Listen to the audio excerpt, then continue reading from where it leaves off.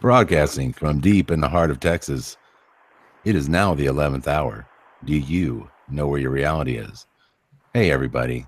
It's Scarab here. I just wanted to say thank you guys for being here. We have Angela with us tonight. We have Lone Eagle. We have Guy Fox. We have Rachel. And our special guest is Montre Bible. If you haven't checked out Montre's work, well, he's probably part of the group one of the Mandela effect. Huge fan of Montre's. And we are so excited to have him on tonight. Montre, why don't you say hi to everybody and introduce yourself, sir?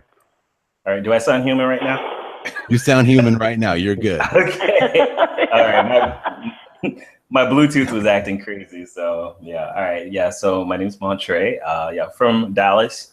And I have a channel. I consider myself more of a mystic, I guess. I'm very spiritual guy. I'm the kind of, I guess, new ager type. So that's what kind of things I just kind of focused on. And then all of a sudden the Mandela effect kind of hit me like a bag of rocks. And since then I was like, well, what's going on and what's going on with my world and my reality?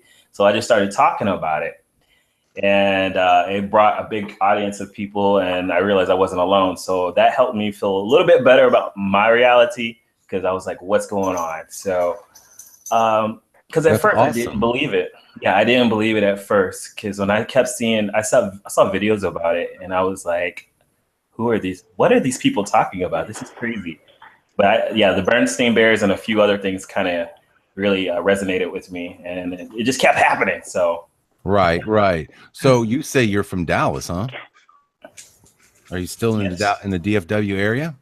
Yes. Oh, right, man. Well, so am I. All right. Well, we'll have to have a drink or something. Cool, man. You sure include me. Oh, yeah. Right. Fox as well. Yeah. Well, you live way out there by Fort Worth. We don't really count you guys. I'm actually from the center. Oh, are you? Oh, you're a centrist? Okay. Well, center, yeah. I mean, we can all meet around the airport. So, Montre, I remember early on for me, you were one of the guys I was turning to as far as looking up new stuff. And I think we talked about this off air, but which one got you the worst? Yeah, so for the people that saw that video, the portrait of Dorian Gray had me in tears. Like, there's a lot of them that I took and I was like, okay, or what is going on? And it surprised me. But because I actually did a high school book report on this, and it was a book that I really enjoyed. The Portrait of Dorian Gray, which is flipped a couple of times, actually. And it's now the picture of Dorian Gray. And I was like, this is impossible. There's no way it was ever a picture of Dorian Gray. I don't remember that. I don't ever remember seeing a book called Picture of Dorian Gray. And it doesn't make sense because of the area the book represents. You know, it's not about a picture, it's about a painting. Right. So and you did reports on this. And when you were in school, you did reports on this. Yeah. So the story of the book, what's the main idea? It's about this guy who it's kind of funny because like I'm always looking behind the meaning of the Mandela effect and why these changes are happening. But it's about a guy who sells his soul.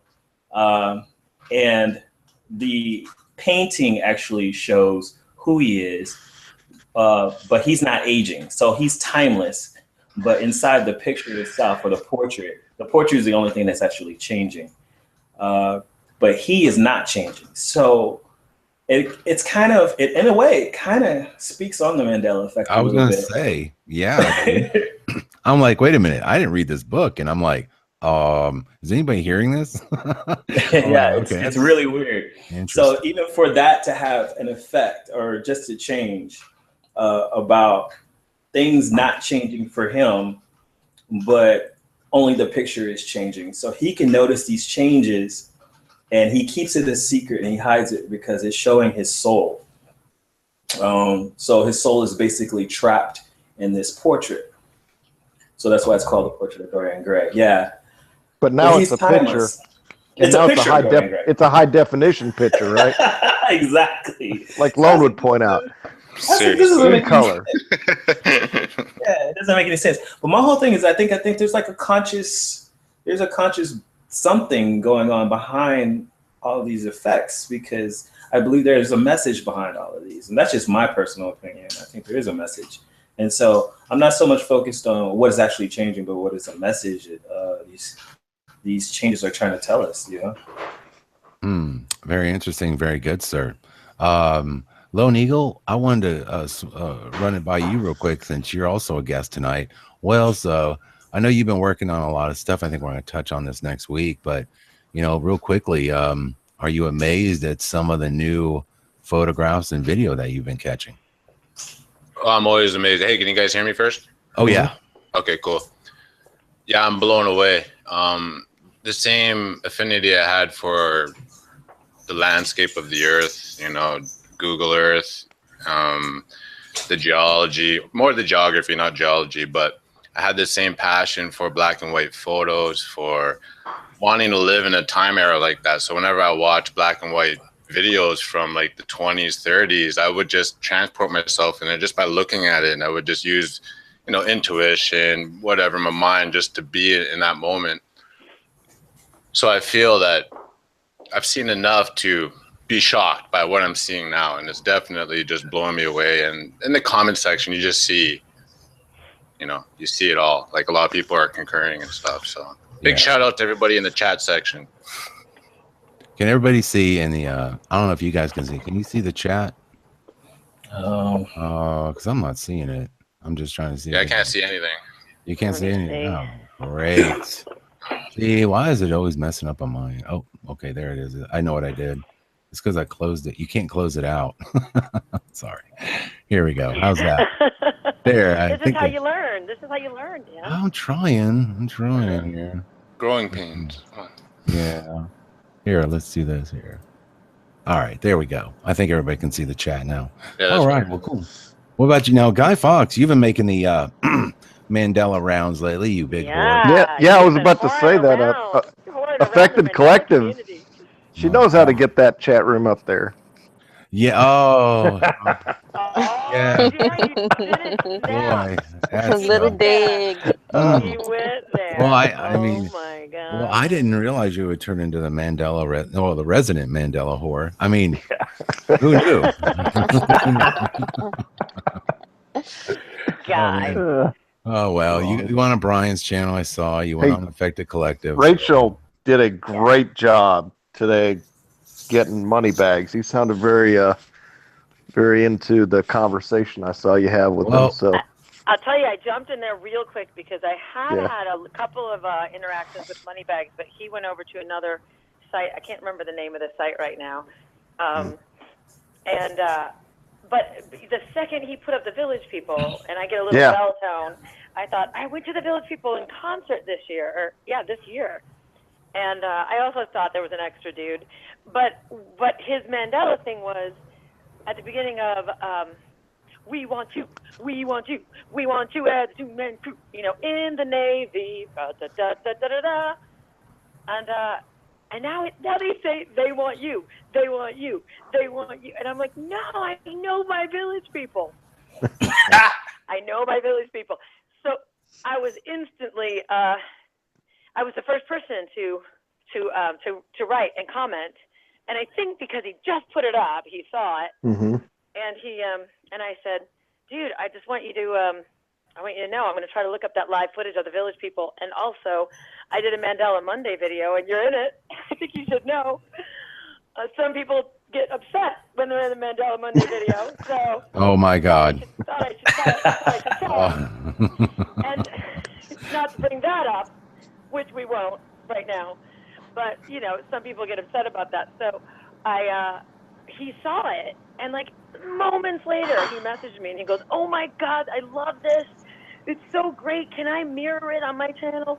I love stuff like this. Thanks for putting that together." I'm like, "Oh my God, a normal response. This is beautiful. A normal response from a human being that's healthy."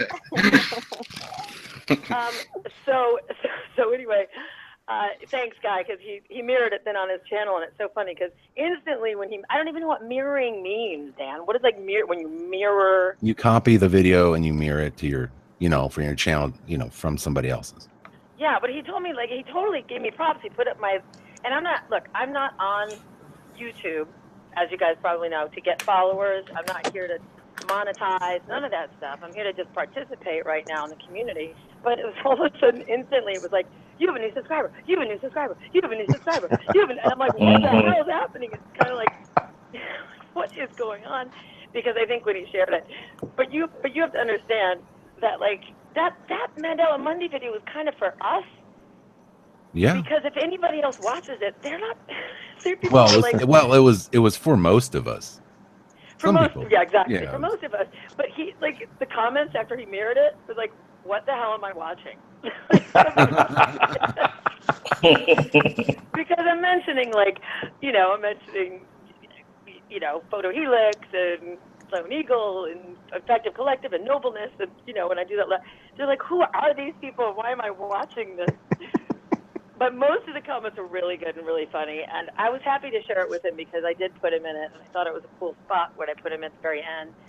And then I thought that now's the time to grab him and go, dude, we've been trying to get you on Mandela Mondays for a long time. Well, what's up? And he said, yeah, it's something like I tried to join once, but he couldn't. I don't know what he's talking. I don't That even must know be what the that even shifty means. version of money bags, because I have gone over there a few times and said, hey man, hit me up, here's my email. But I understand how that goes when you text it in there in the chat. Sometimes you don't get notifications, and a lot of people are commenting, so it can get lost in the mix. But no, we've tried. I've tried to reach out to Money, and I've never been able to get him on here. I thought it'd be a lot of fun because, well, we've somebody does a very good impression of him, so I thought that would be. I like his video. Yeah, well, everybody has subscribed to him in the voting videos. They've been. I told him he popped my Mandela cherry. I'm like, you are the one. You and Jacob Israel. She did say that. That's right. I did. I said, you popped my Mandela cherry. You're like the first. I mean, I was shaking my head. Jacob Israel.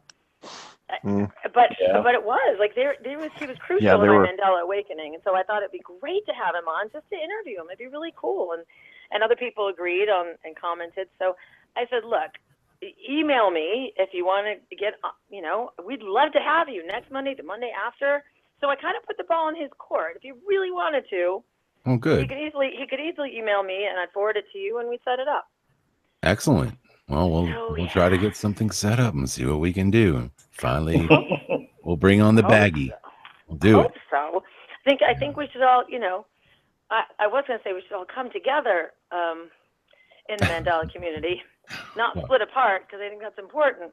Well, that's true. We've been trying. Oh, look, we brought on Montre tonight. Montre is right up your alley. Montre is from the spiritual side of things, and you got yourself a friend, Rachel. Montre. I like to meditate, so I really think that's why I kind of woke up to it. I'm serious, because like I was telling you before we went live. It's just it was back in 2015, and I was the type of stuff where I'm the kind of guy, if I'm mad at you, I will forget why I'm mad.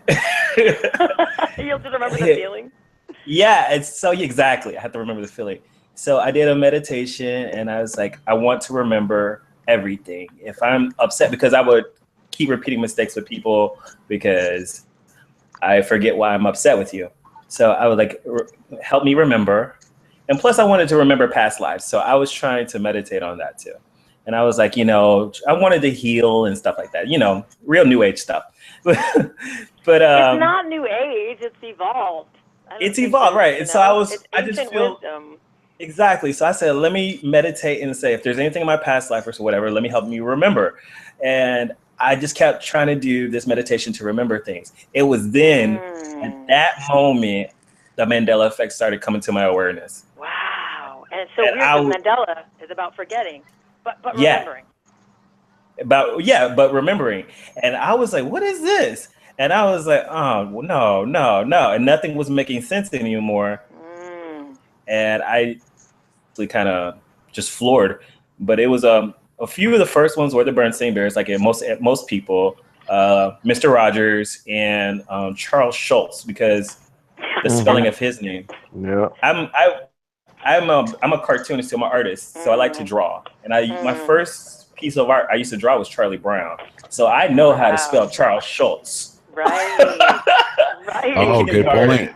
Yeah, see. I know how to spell it. And that's what I'm saying. It's the personal stuff. It's personal stuff. And I was like, no. Charles Schultz was spelled a different way. And now it's Charles Schultz. That's how you spell his name now. I asked my sister, and she said the same thing. She said, yeah, I went to the park. And I was like, well, let's look at it now. And she's like, no, that's not how you spell his name. I was like, I know. Wow. Exactly. I say what Party Puppy's saying the exact same thing in the chat room. And I remember it spelled with the T. And I was like, what is going on with this last name here? So that kind of threw me for a loop. When you told your sister, was she one of those who were like, yeah, wow, that is weird. Anyway, what do you want for dinner? Dude, like our reality is changing before our eyes. I don't care if we have pizza or spaghetti right now. Exactly. And I said there's two types of people, because my sister, she's more practical, I guess, as you would say. And sure. she doesn't like a lot of stuff messing up with her world. Sure. And when I first started telling her, she was believing me, because me and my sister were kind of two peas in the pod. We grew up, we were raised together. And she can go there with me, but she's like, no. She denies it only because she doesn't want to mess up the reality that she's living in. So she's like, okay. That's why she goes back to say, okay, I don't want to think about it. Is it cognitive dissonance, right? Cognitive dissonance. You're right. You're totally right. And then you're okay with that? Like, are you just like used to it now? Like, are you surprised? My sister, I mean, I know my sister knows. She's the type of person, like when we were little, she would question me and make me think about stuff. Now that we're older, she's kind of gotten settled. And now she's like, I don't want to worry about stuff like that anymore. Well, it kind of weirds me out. And let me tell you, with me and my sister, sometimes I think of a lot of the shifting back and forth is something's changed with her, because there was a time she said she could not remember my first car. I said, my first car when I was 16. You don't remember that car? She's like, no. Your first car was in college. I was like, no, it wasn't. My first car was when I was 16. We all had Volvos. I had a Volvo, you had a Volvo, and Mom had a Volvo, and we all parked them in the driveway. She said, I don't remember that. Oh, boy. Oh, boy. So what about people around you, Montre, like friends and things like that? Are they, how are you with it? I mean, do you feel like you're on an island by yourself with this stuff? Sometimes, I don't really talk too much about it, of course, because you don't want to be weirded out. I've had coworkers come at me. I didn't know that some of my coworkers have seen my videos. Which is kind of weird. Oh, that's kind of fun. Yeah. Oh boy, what did they say? They were like, yo, man, I saw your video. Yeah, man, I'm totally down. Yeah, I know what this talking about, man. And I'm like, yeah, okay, well, we're working right now. Yeah, let's keep that under wraps, man. I'll see you at lunch. I don't want to get too deep right now, but people are waking up. People are waking up, and they're looking for people who know. So it was just really weird just to have some coworkers come at me, and I was like, I don't even talk to this guy. Oh, man. Wow, right? Yeah. Hey, dude, you know what you can do, Montre, is hopefully your boss will see it, and you can be like, yo, man, don't you remember, dude? Like last week I was making $100,000 a year. Dude, you don't remember that paycheck? Right. Yeah, we shifted. So if you could correct that. Exactly. I'm working on trying to shift myself to a 6-figure salary already. So let's make it happen. Maybe we can work this Mandela in our favor. No, you just say, dude, you gave me a raise, man. How do you not remember that? Exactly. Right. There you go, man. What about I was gonna ask Angie what she's had going on this week, because Angie's always so quiet. And come on, Angie, jump in here. What are you doing? On? Is she still? Am I quiet? I'm muted. Arby, you're always so quiet. Dude, I'm going through In and Out right now for semi. Oh, In and Out Burger. Okay, that's right, babe. In and Out Burger. Yeah, well, that's good stuff. Well, this week, I needed to first clarify. Last week, I brought up something that I thought was an effect about the New World Music Theater. Oh, yeah. In Chicago. Mm-hmm. And so I did do more research, and apparently they did renovate, and it did become the New World Music Theater. It's still creepy, though. It's still creepy, and I still don't remember it being why they gotta go there? Yeah, I still don't remember it being called the New World Music Theater. But I just wanted to clarify, there is some you know. That's right. All right. We see what she's doing. Oh my gosh. So yeah, I just wanted to clarify, like I found stuff. I still don't remember it, but I can't 100% call it an effect because there was a renovation. Oh, okay. Well, So I weird. just want to say, I just want to put on that, like the closer I think the shifts and changes happen closer to you, it's going to try to mix more into your reality than if it's further removed from you. Oh, agreed, 100%, Montre. I mean, how many people have we talked? I know we have a lot of Australians that watch the show. I mean, they claim to see the effect. When I tell them, dude, I learned Sydney, Australia was your capital. Okay. Right. And they're just like, well, it's always been Canberra or whatever. And I'm like, I've never heard of that. Canberra, bro. Canberra. Okay, Never let's play a game, Andre. What's the capital of Brazil? Oh, I don't know. Oh, come on. I can't tell you. Brazil. What if I give you some choices? Give me some choices. Right? Is it Rio de Janeiro? I'm trying to think. Is it Brasilia? Sao Paulo. San Paulo. Sao Paulo. I think it's Sao Paulo. I think Sao Paulo. Yeah. Okay. You think that? Okay. That's been that. I could go with that if it was either Rio or Sao Paulo, right? I think it's Sao Paulo. That sounds familiar to me. You were wrong. It's Brasilia. What? Dude, that sounds like a wax job. That's not real. That's not real. A what? A wax job. A Brasilia. It is. It's a Brazilian. It's a Brazilian. Okay. Well, anyway, the point is, yeah, see, that's another one, man. It's kind of trippy, isn't it? What's the capital of Texas, Montre? Well, duh. Austin. Why? No, dude, it's Houston. I'm messing with you now. I'm messing with you. All right. I live in Texas. I know, but hey, it could have shifted. I'm waiting for it to. All right, so that was the whole. Speaking about Texas Mandela effects. Okay, all right, let's go there. That's like the Joel Osteen. I remember Joel Osteen, but I'm not from Houston. I'm in Dallas. But everybody in Houston is like, no, it's Joel Osteen, and I'm like, okay, no. it is so with an L. Remember that couple that I interviewed? I interviewed one on my channel. I mean, it's a few Mandela videos I have, and they were so cute. They're like this older couple in their 70s, and they're like, oh no, we have his books. Oh no, it's old. It says an L. Yeah, Joel Osteen. All right, so if we go next door to Louisiana, do you know the capital of Louisiana by any chance? Capital Louisiana. I don't like quizzes. You know what? It's gonna make us all feel really ignorant. I think it's Baton Rouge. I was thinking Baton Rouge. Yeah. I say Baton Rouge. See, I've been driving to Baton Rouge like almost every year to see my aunt. I think it's Baton Rouge. And it's never been the capital, man. I'm just telling you. You know how you see signs like "Welcome to the Capitol" and that kind of thing. Like, was it like Shreveport? I thought it was. No, I'm sure it wasn't Shreveport. Okay. A lot of people. As long as it's not Shreveport, I'm good. No, I thought it was New Orleans. That's what I was. No, that's just a party city. Man, New Orleans has been. Why would it be Baton Rouge? Because there's nothing in Baton Rouge. That's why it's the capital. Why would I?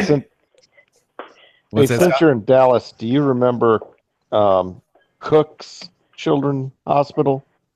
Yeah, Cook's. Yeah. Yeah. Cooks. That's what I remember too. Yeah, it was Cooks. Yeah. What is it now? Cook. Cook. Can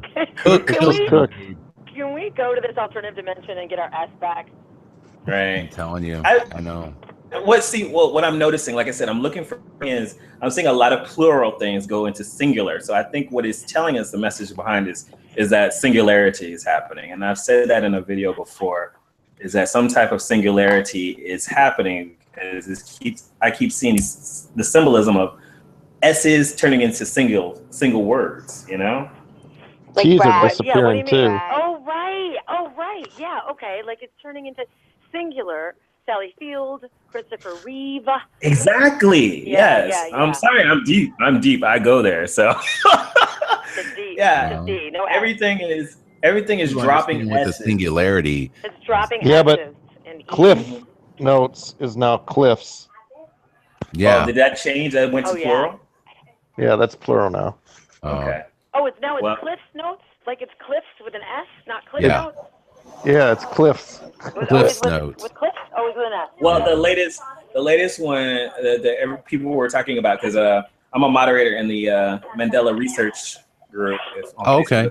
Oh, is that the one on Facebook? Is that the one on Facebook? Yeah. The Mandela The research. Yeah, that's a pretty good one. Yeah, that's a pretty good group. Oh, there's a lot of people in there, and there's one lady, she put up, is it cats versus dogs, or is it cats and dogs?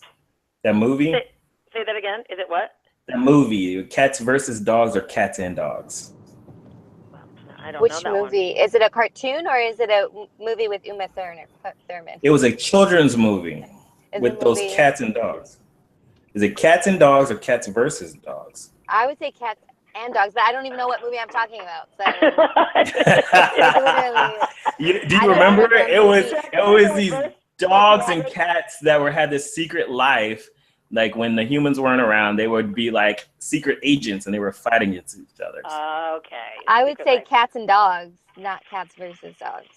Yeah, so a lot of people remember cats versus dogs, and then there's people who remember cats and dogs. Right now, it's presently cats and dogs. Now it could change tomorrow. Right. Okay. So, and there's also remember, and this is what another person brought up, and I'm very unsure about this one, but it was Cowboys versus Aliens, or Cowboys and Aliens. Cowboys versus Aliens. Oh, definitely versus. Versus. Yeah. Definitely versus. That was, you remember that movie, right? Though. Yeah, remember that? I do. Yeah. I do remember that one. All right, but now it's Cowboys and Aliens. Oh my God. Okay. Yeah. You know what, Montre? Weird. If someone, the one of the biggest movie effects is in Moonraker, when that girl is smiling at the giant. The only reason that girl smiles at the giant is that she has braces. Oh, with the and he has braces? braces. The braces, Yeah. Yeah. The I'm fun sorry, demon but has there's no other returned. reason. There's no other reason to have a girl smile at the giant if she doesn't have braces. That's Right. such a powerful moment where I go, oh yeah. All right, Montre, I want you to say, Luke, I am your father. Luke, I am your father. You know that whole scene. That whole is my image changing You're again? static, yeah.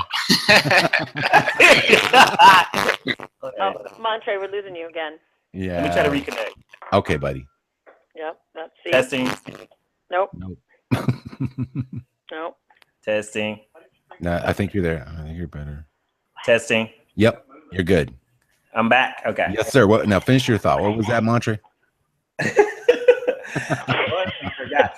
Okay. So that whole scene is different to me.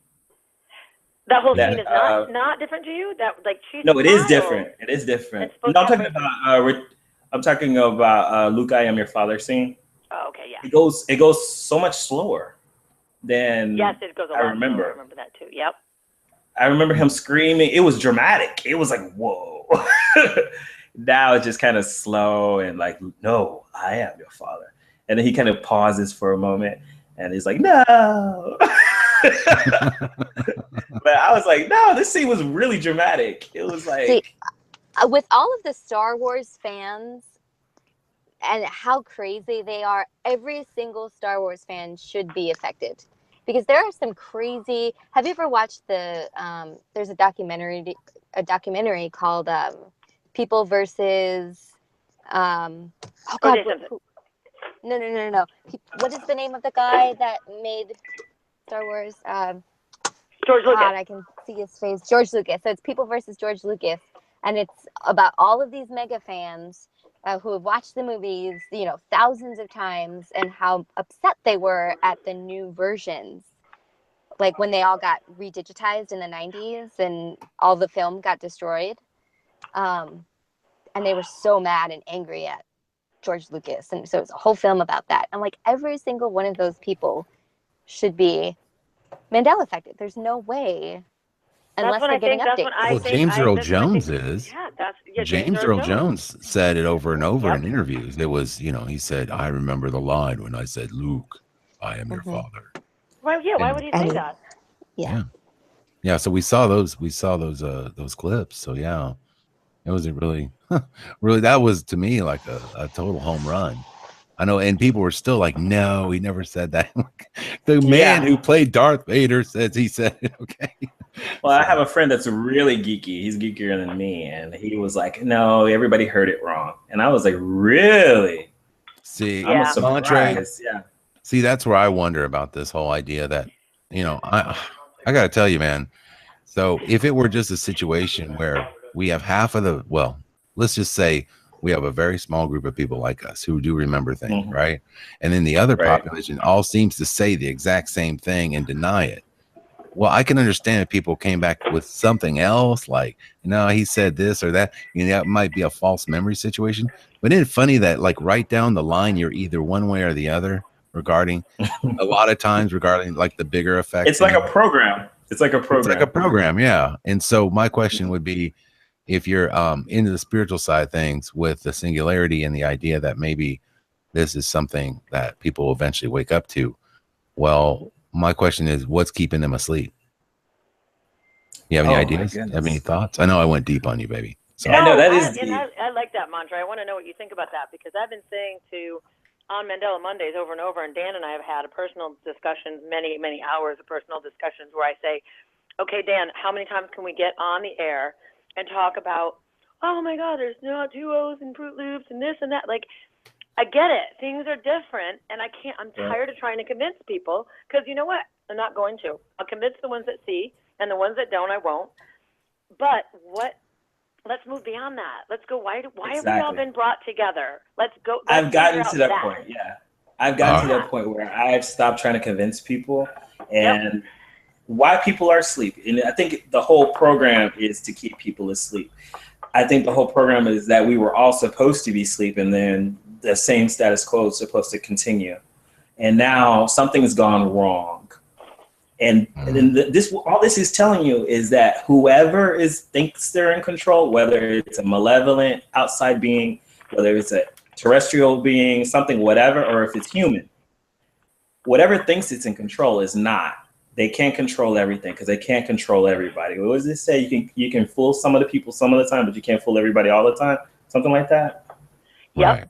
Yep. Yeah. So a lot of us are waking up. And the thing is, I think it's during this, whatever particular timing this is, we're changing eras, we're changing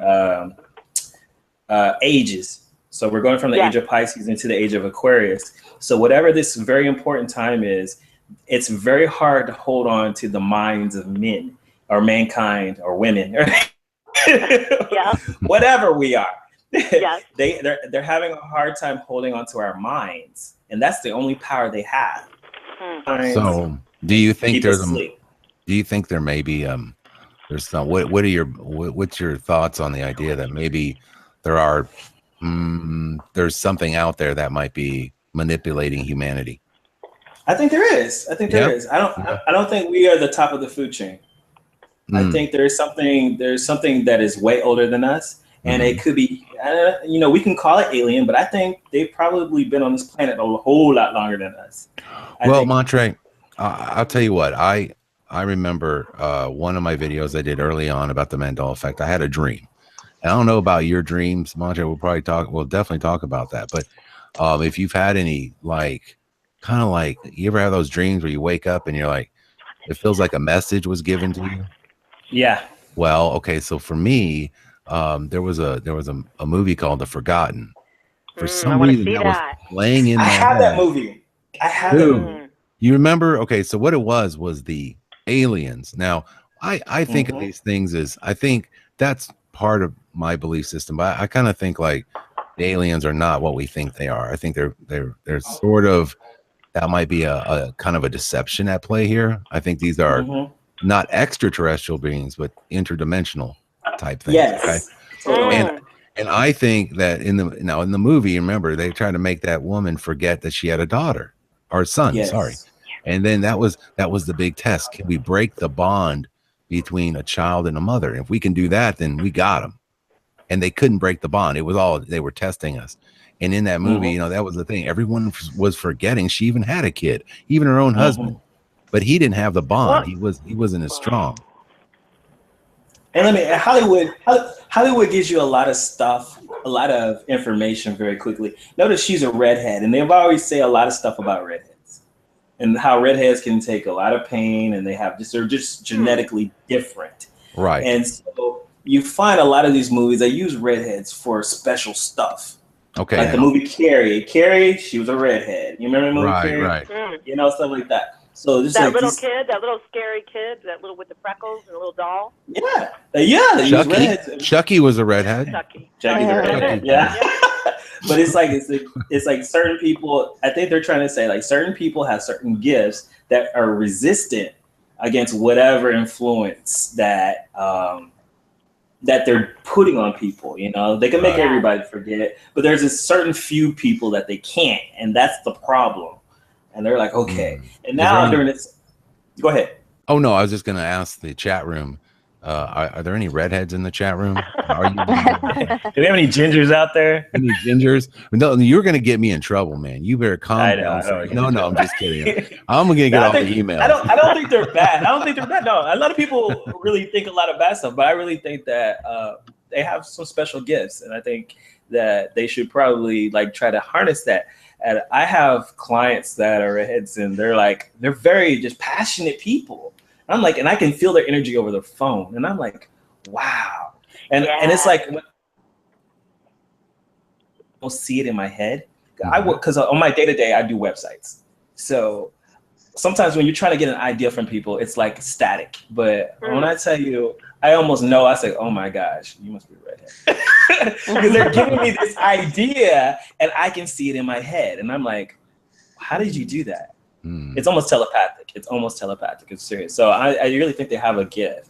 And so when movies use those type of symbology, I think it's something special. Somebody else was talking about, I was looking at Proud Ginger. Hello, Matt, Proud Ginger. Somebody else was talking about RH negative. Yeah. And the blood types. Things. Yeah. Blood types. Well, that was looked into early on with blood types and the Mandela effect.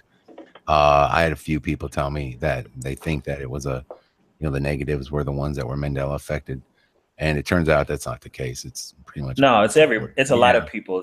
Yeah, and let me tell you. Yeah. Let me tell you who's a guest. Montreal. My name is not Montreal. It's Montre. Maybe it was Montreal. That was you were affected. Right. Let me tell you about RH negative. Okay, so there are RH negative. There are people who are RH negative, but everybody has. They can have aspects of RH negative because my mom's not RH negative, and both me and my sister are RH negative. We're African American, which is very rare. So how is it that? And we both had different fathers. So how is that even possible? So my mom has to have some aspect in her that is, even though she's positive, that's RH negative hybrid.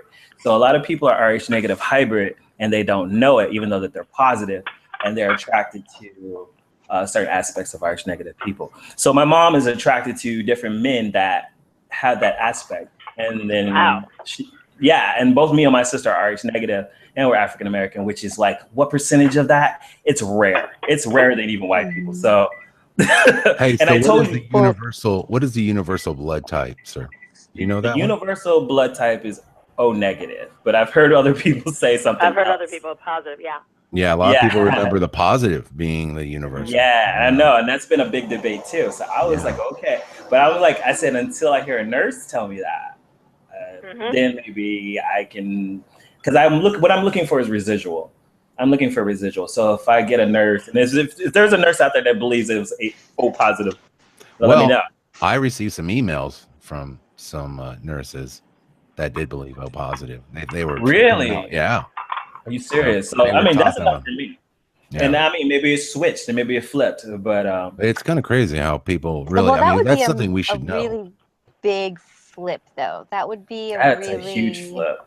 It would be huge because I'm RH negative, and my mom's RH negative, and one of my sisters is RH negative. Anyway, but in the birthing process for women, they had to take a shot. Factor is huge. Yeah, it's huge. My youngest sister almost died because my mom wasn't given the shot with her first birth. Wow. So with my first sister was positive. My mom created antibodies. Then she had me. I was RH negative.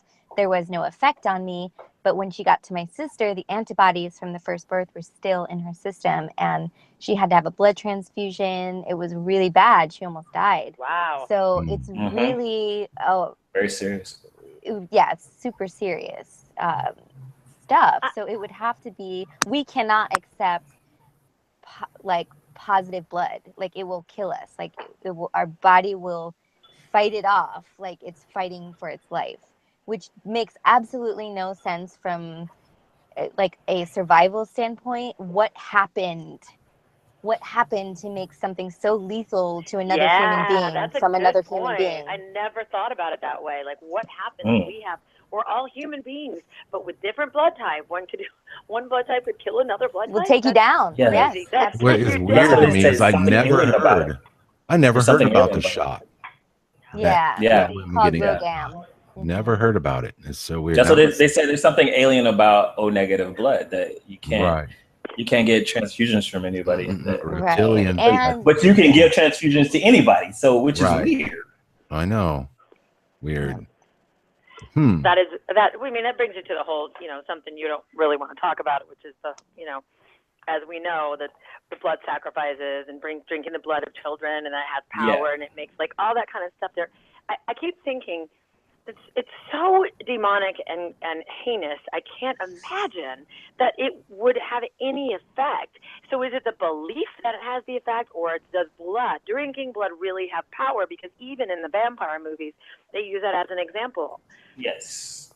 Yeah. Well, I guess that's probably my avenue because I know a lot about that. Well, I don't do it. No. You know a lot about drinking blood? Really? No. Really, Montre? Wow, this is blood is energy. Blood is all it is energy, and it's human energy has the most consciousness in it right now.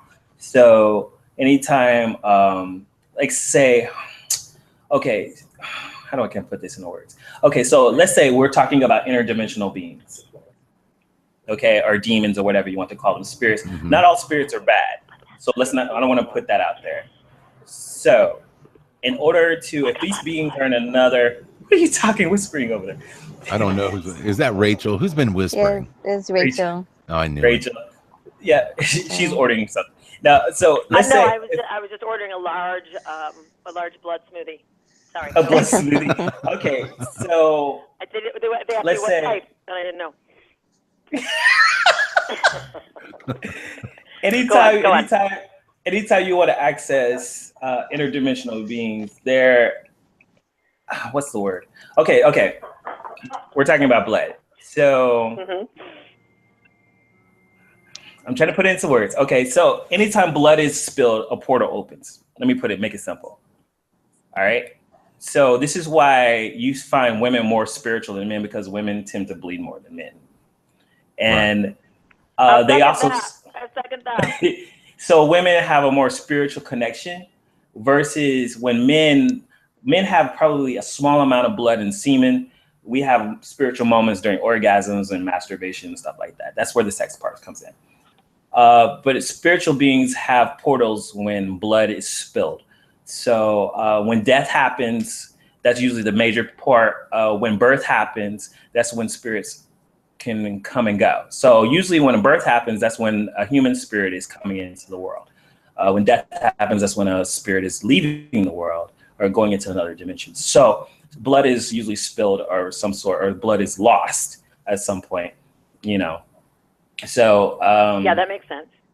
In the occult, they usually do these blood sacrifices to almost in a man-made way provoke a portal to happen so that they can communicate with these spirits. You don't have to do that.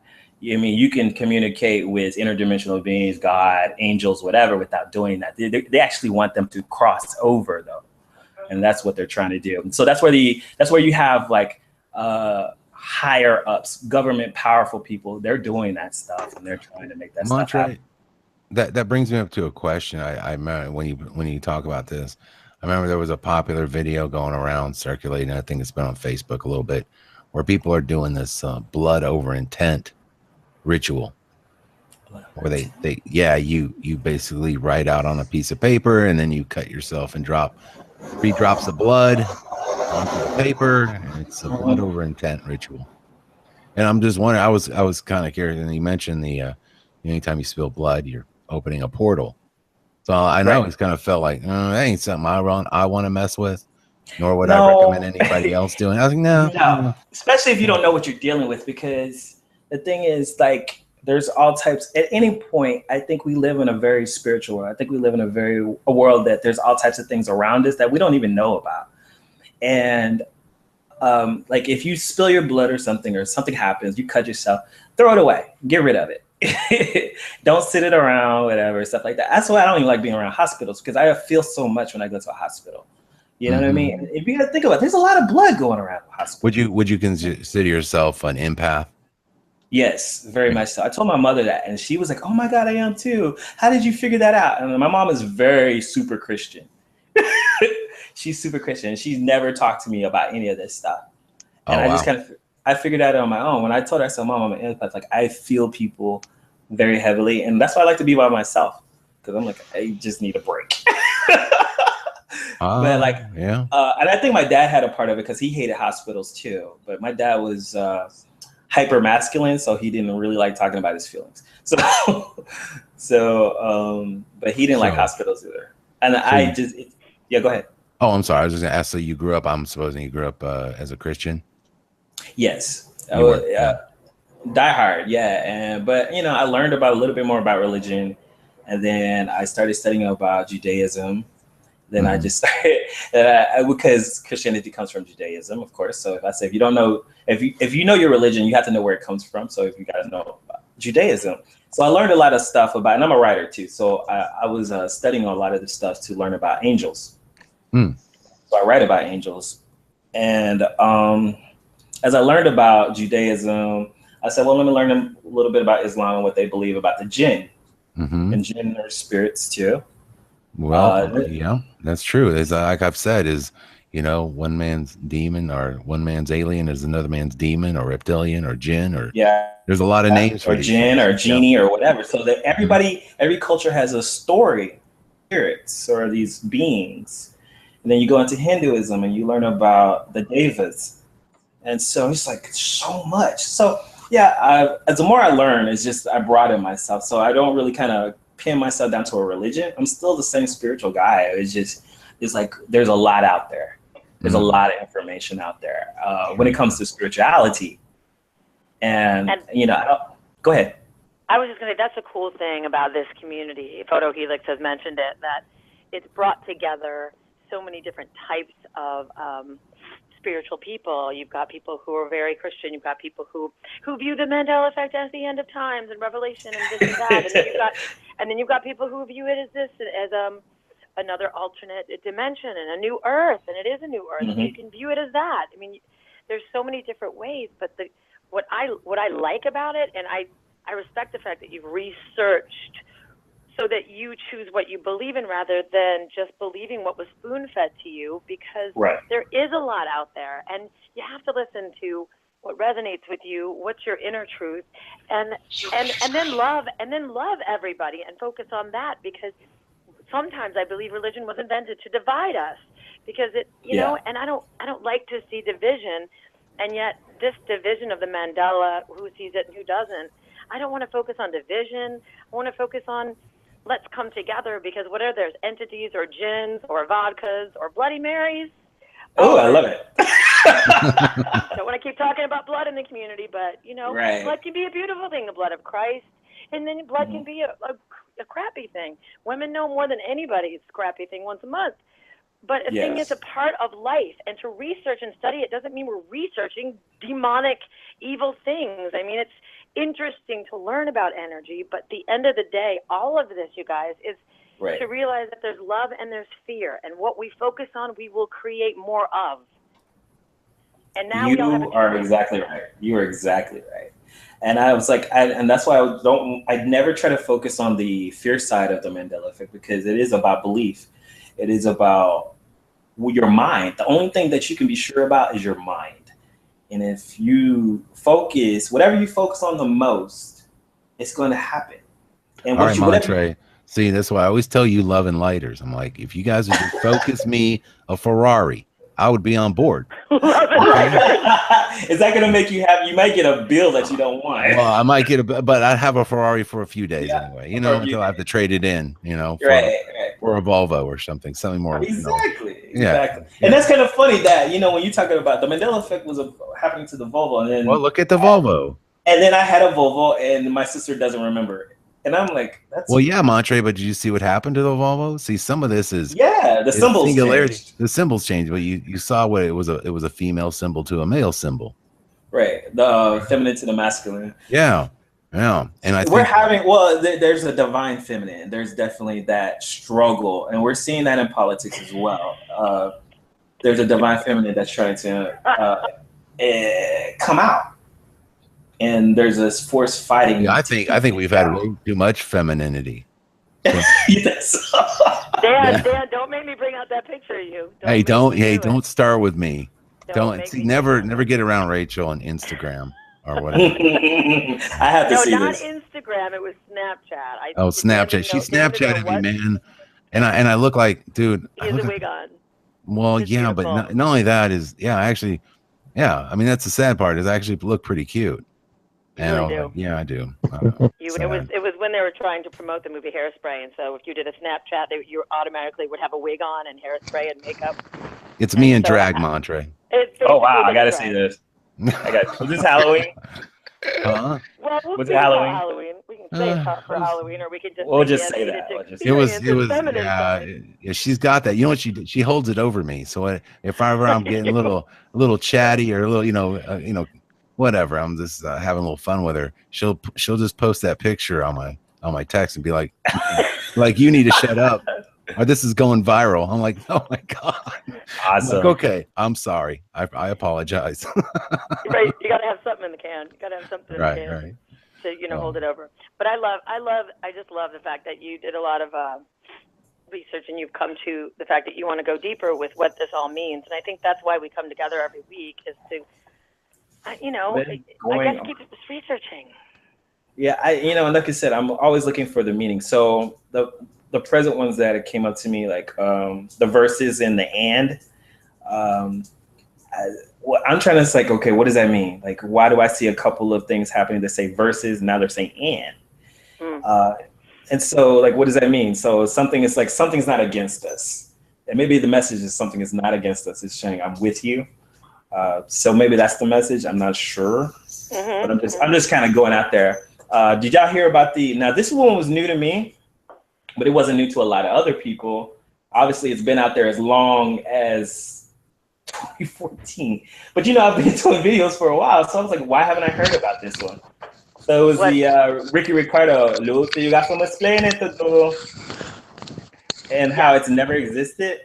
And I was like, never existed, right? Never existed. He's never said one for me. Yeah, that was a big one for me.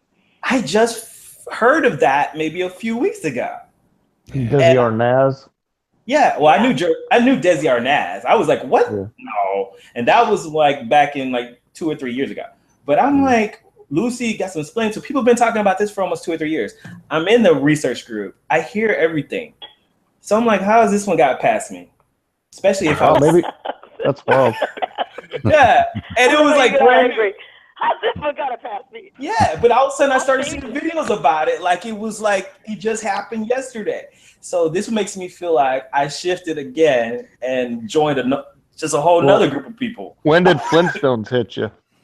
Oh man, I made a video about that, so that was a year or so ago. But that's just it. People are experiencing shifts and changes at different times, which I've been referring to this as bubbles of reality. Oh, that's a good one. Yeah, what's funny about that? The Flintstones. I remember there was a channel, and when I first got in the Mandela effect, I was talking about it. It was Flynn, not Flint, man. And of course, I got bombarded with, dude, they're talking about rocks. Of course, it was Flint. I'm like, well, maybe in your reality, man, but not mine. Now, and then the weird part was, then some guy made a video that Flintstones has gone back to, our Flintstones flip back. So for them, it was back to Flint. Now I was like, wait a minute, whoa, 3 months ago, and I posted the link. I'm like, I talked about this, guys. I thought for sure that they were just maybe, I don't know, trying to confuse things a little bit. But it turns out the more we learned about this effect, there are people right next to you that will see effects and literally have them flip for them. So it's weird. Well, like I was with the. I did not believe these people. I was like, yeah, right, Flintstones, and like I was like, I remember Flint as in like the stone, and I was like, okay, that makes sense. But when people started talking about, no, it was Flynn without the T. I was like, yeah, right, okay, whatever. And then I heard so many people writing me emails about it. I said, okay, I'm gonna research it, and I found a comic. I found several comics in a newspaper spelled that way, and I was like, how is it that this got past editors?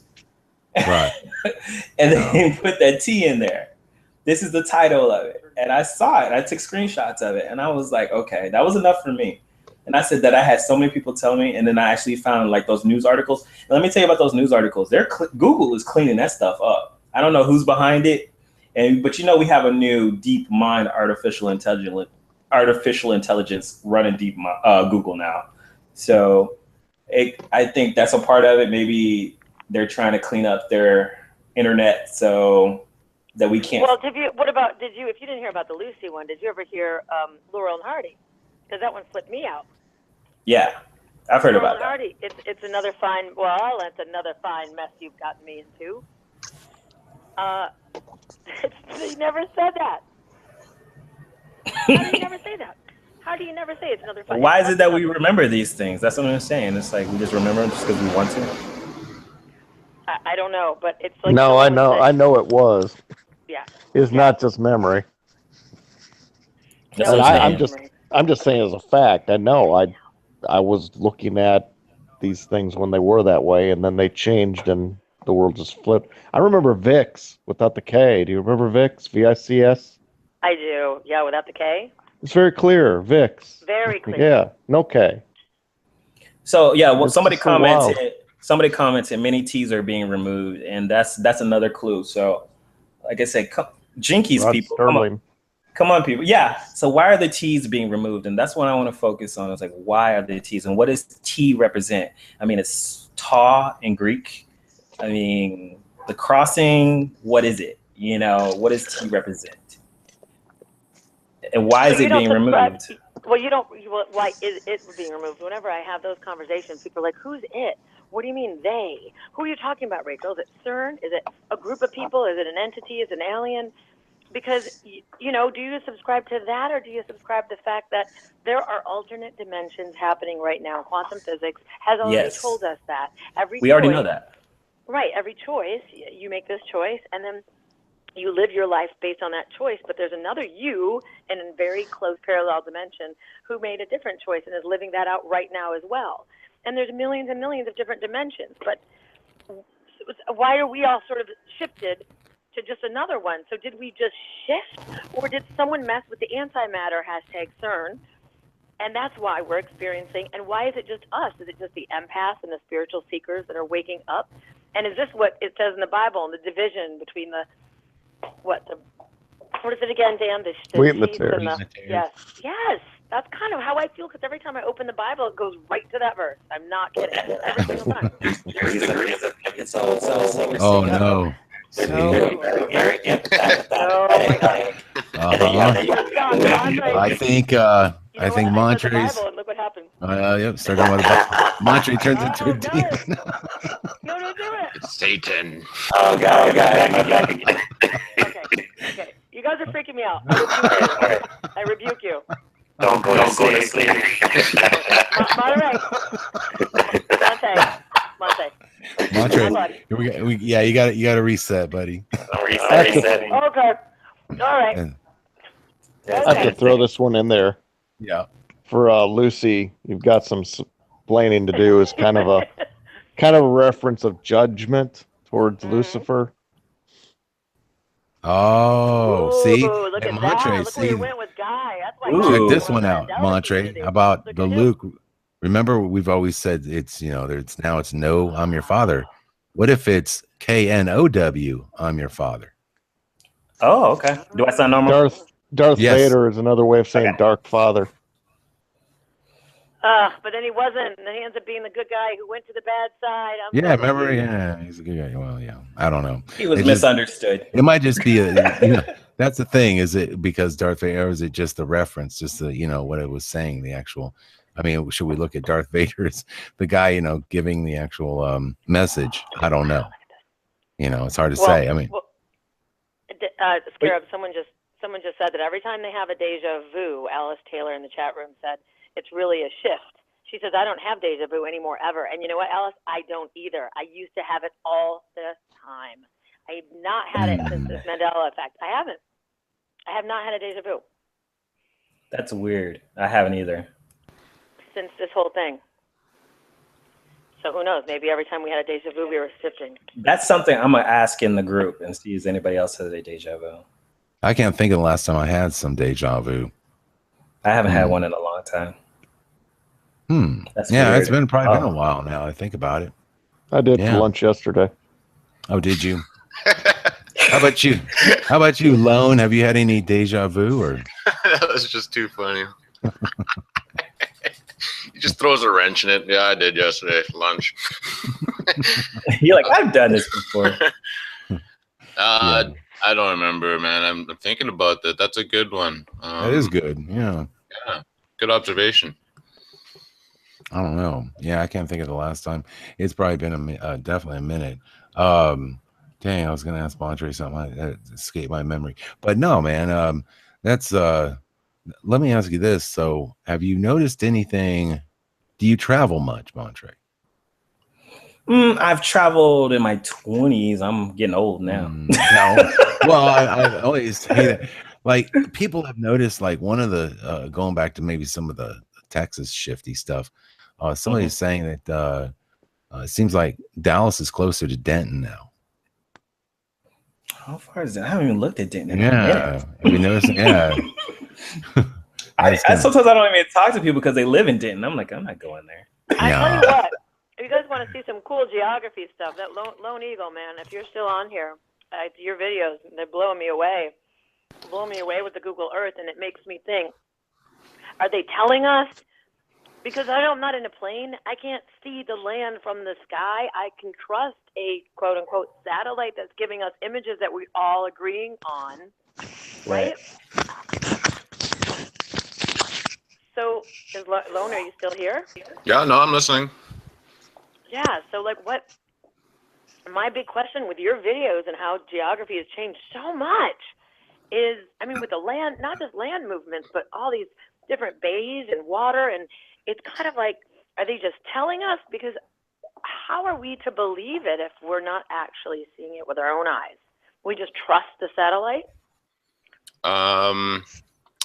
That's a very good question, and there's a lot of places that exist in the world, so like that you can see with your own eyes. Like a lot of people have, like for me, I could just go to New York and see the Statue of Liberty is no longer there, like on the Ellis Island, and I could probably go to all these places on the map that are different, like Gibraltar, the Strait of Gibraltar. I'll see that it's connected. It never was like that. So I just need enough consistency. I don't need to like be up in space and look down to see it.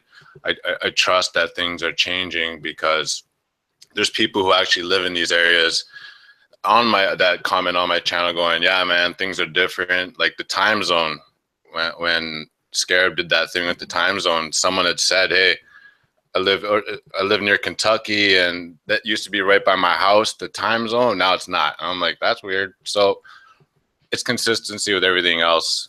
But what you said is true. How do we look down? Because that's one of my number one questions is like, how do you trust Google Earth? I was like, I don't know, man, but you look for other Mandela effects that are consistent. And that's basically the only way to answer that. And, unless you have a plane that can go really high and you can start taking pictures and start putting that stuff together.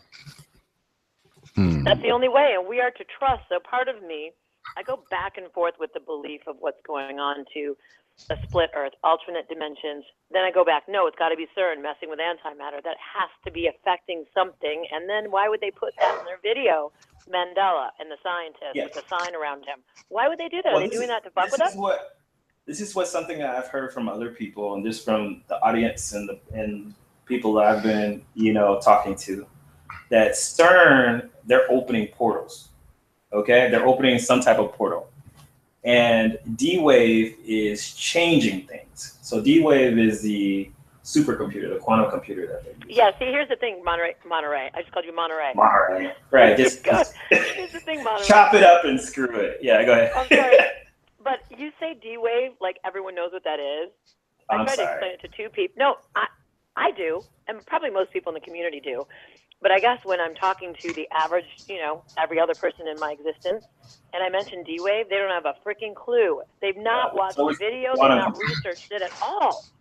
Right. It's a quantum computer. But the thing is about the quantum computer, it's not really a computer.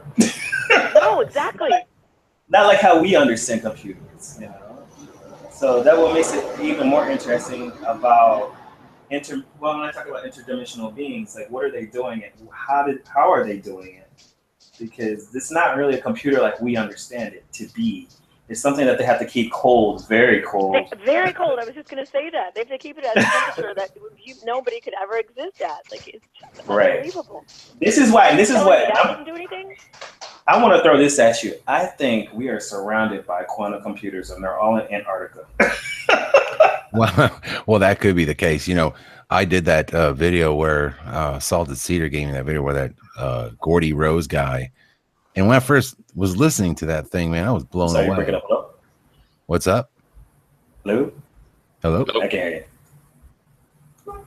You guys not hear me? Uh-oh. I can hear you. Oh, okay. Yeah. I was talking about Gordy. I was talking about. We're getting too close to the truth. I guess, yeah, man. Well, people have been mentioning these hangouts have been a little quirky lately. No, I was watching. I did the D-Wave one about Gordy Rose. At first, I mean, come on, man. When you got the guy who supposedly helped design the D-Wave getting up on a stage and saying, yeah, we can access. There are realities just like this one right next door, and yeah, dude was like. Saying all this stuff like, yeah, and if you're smart enough and you know how to do it, you can access these realities and harvest their resources for your computing power. Like this, it sounded like, dude, total science fiction, right? For $10 million. Yeah, $10 million machine. And of course, at the time with Mandela effect, since everybody was tripping and not knowing exactly what was going on, we were looking at all kinds of theories. So at that particular time, I was considering like, well, if you were to somehow like, I don't know, create like a chip that basically mimicked the visible universe in a sense, and you were talking about, quantum physics where you freeze something down where it becomes actually a waveform and you can access it. What are you doing to our reality? Are you guys messing with us? And then I don't know. And then later on, I saw Mr. Gordy talking about AI, and he actually referenced the video he saw online where people are like myself were saying it might have been my video actually because it did get a lot of hits, but he mentioned in this other video that he saw this and he said, yeah, I saw this video online where they think we're going in there and we're messing up everybody's reality. And I'm like, you're such a I was so mad. I was like, dude, whatever, Gord. Okay. Well, you're the one who said it. So, we weren't sure what was going on. Well, this is what everything does, whether it's quantum computers or even with Antarctica and all the research I've been doing on that lately. It's like it comes down to this, you guys. What is reality? Reality is what you make it. At the end of the day, it really is what you believe. And anytime someone tries to argue with me about religion, I said, I'm not interested in changing your mind. I don't get paid 20% to make you believe what I believe. I'm not making commission off of this. I just basically know something's going on, and how can we turn our reality that we're experiencing that a lot of people don't agree on, which makes us feel crazy, why we come together. It's what do we do to make this reality love-based and not fear-based? Because if we have the power to come together consciously and really affect change and do it with like-minded people, then let's do it. Exactly. So what's your plan, Guy? What do we do? I got the idea. How do we start? Like I said, you guys manifest Dana Ferrari, and I'll post it online. I'll be like, dude, you guys did it. Yes. No, I mean, that would be awesome. That would be freaking great. But no, I mean, I understand what you guys are saying. I mean, of course, I've got an idea. Can we just go like 2 weeks without anybody driving their cars into a crowd or shooting anybody. Right. Well, let me tell you this. Here's an idea. How about no more mass shootings? There you go. You have to look at the reality that we live in. There has been a conscious effort to dumb down society. And it's like I can't even go to a bar and everybody's looking at their phone. And it's like, what is going on? Nobody's talking to anybody. Yes, so yes. it's like, what is going on? We have to stay conscious.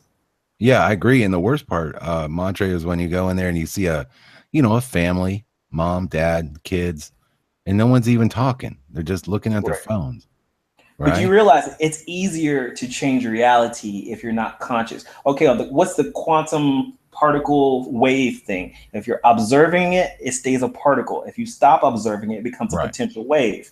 So if you have enough people not observing reality, you can change it, because all reality becomes a wave because nobody's observing it.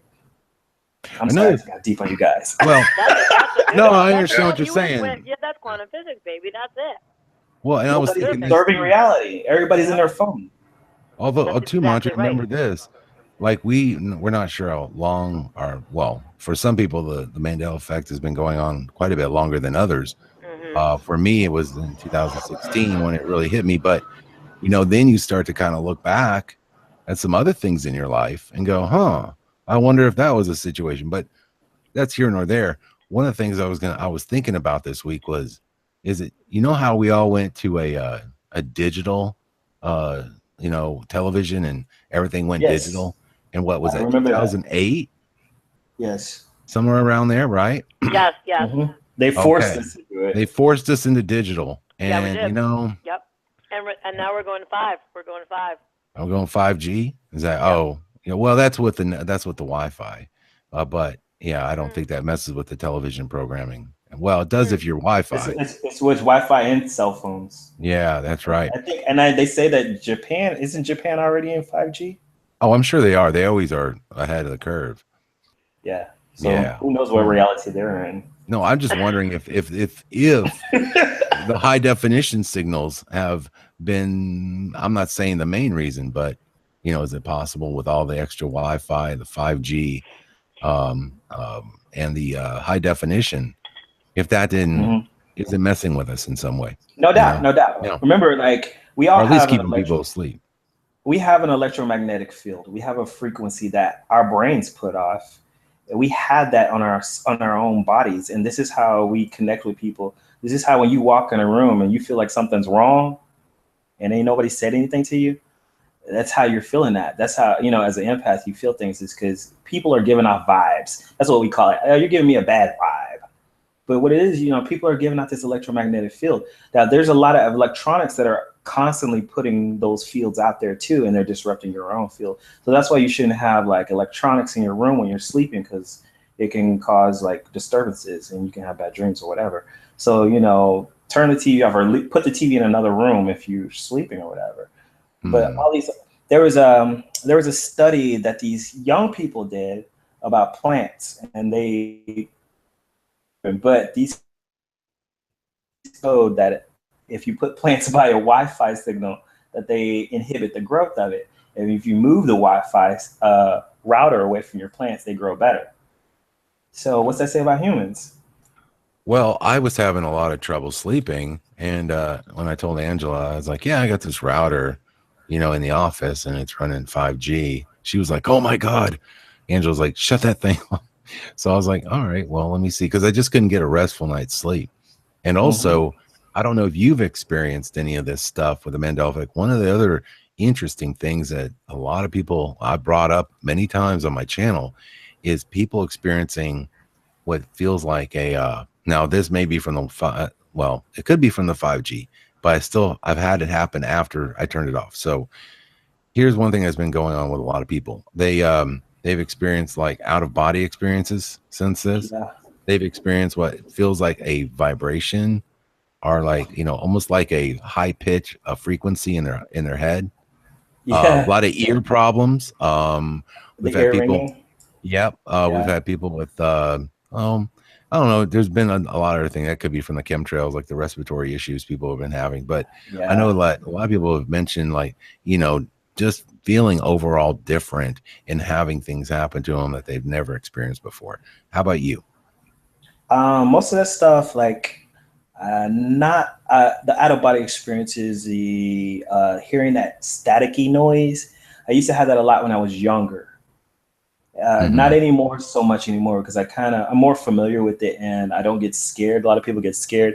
They call it sleep paralysis. A lot of people feel like, oh, there's a demon on me or something, whatever.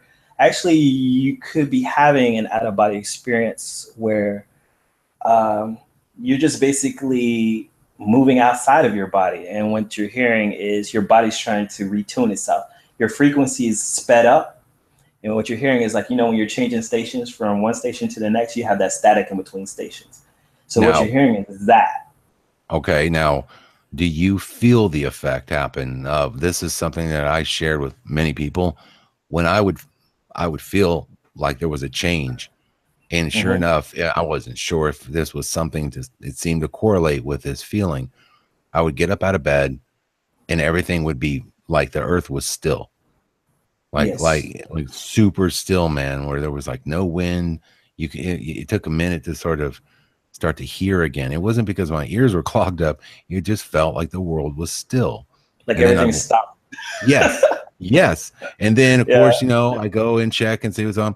And sure enough, that week, it'll be a huge host of new people saying, oh, my God, this changed, that changed. Don't you remember this? I'm like, weird. So I kind of, built on that. But, I did experience what was like it was an out of body experience. I did have one, and it was weird. I was going to bed and I was feeling this vibration in my head, and it was like a high pitch vibrate, like our frequency. I just call it a frequency because it wasn't a ringing, but it was like a frequency. And I remember sitting there laying there, and I was like, man, what is going on? And a lot of times it would just happen, and I'd eventually just fall asleep and not worry about it. Well, this one night, the pitch was extreme, and next thing I know, I'm sitting there looking at myself laying on the bed, and I was like, dude, did this really? I'm like, and I was thinking, am I dreaming right now? What's going on?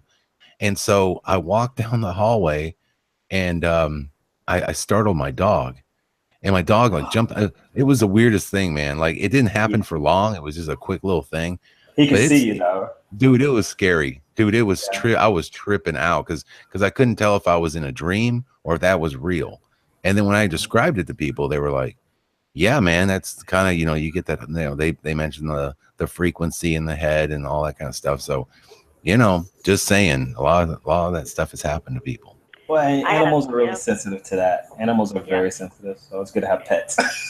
Yeah, I think my dog woke me up, thank goodness. Or, they say if you do these out of body experiences, you can get snatched or something, but I don't know. I don't mess with that. So I don't really go there. Don't let the fear get you. Yeah. Oh, all right. Yeah. No, well, hey, I'm just saying.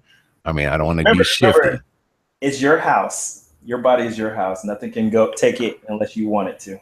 Oh, that's true. So what about this idea then? Have you ever thought that it seems lately another theory that's been coming out, and I've brought this up a few times too, that maybe drugs and the alcohol and things like that change your frequency and your vibration of your body to allow yourself to be, I wouldn't say demonically possessed, but like let's say influenced. I think 100%. And you probably agree with that, don't you?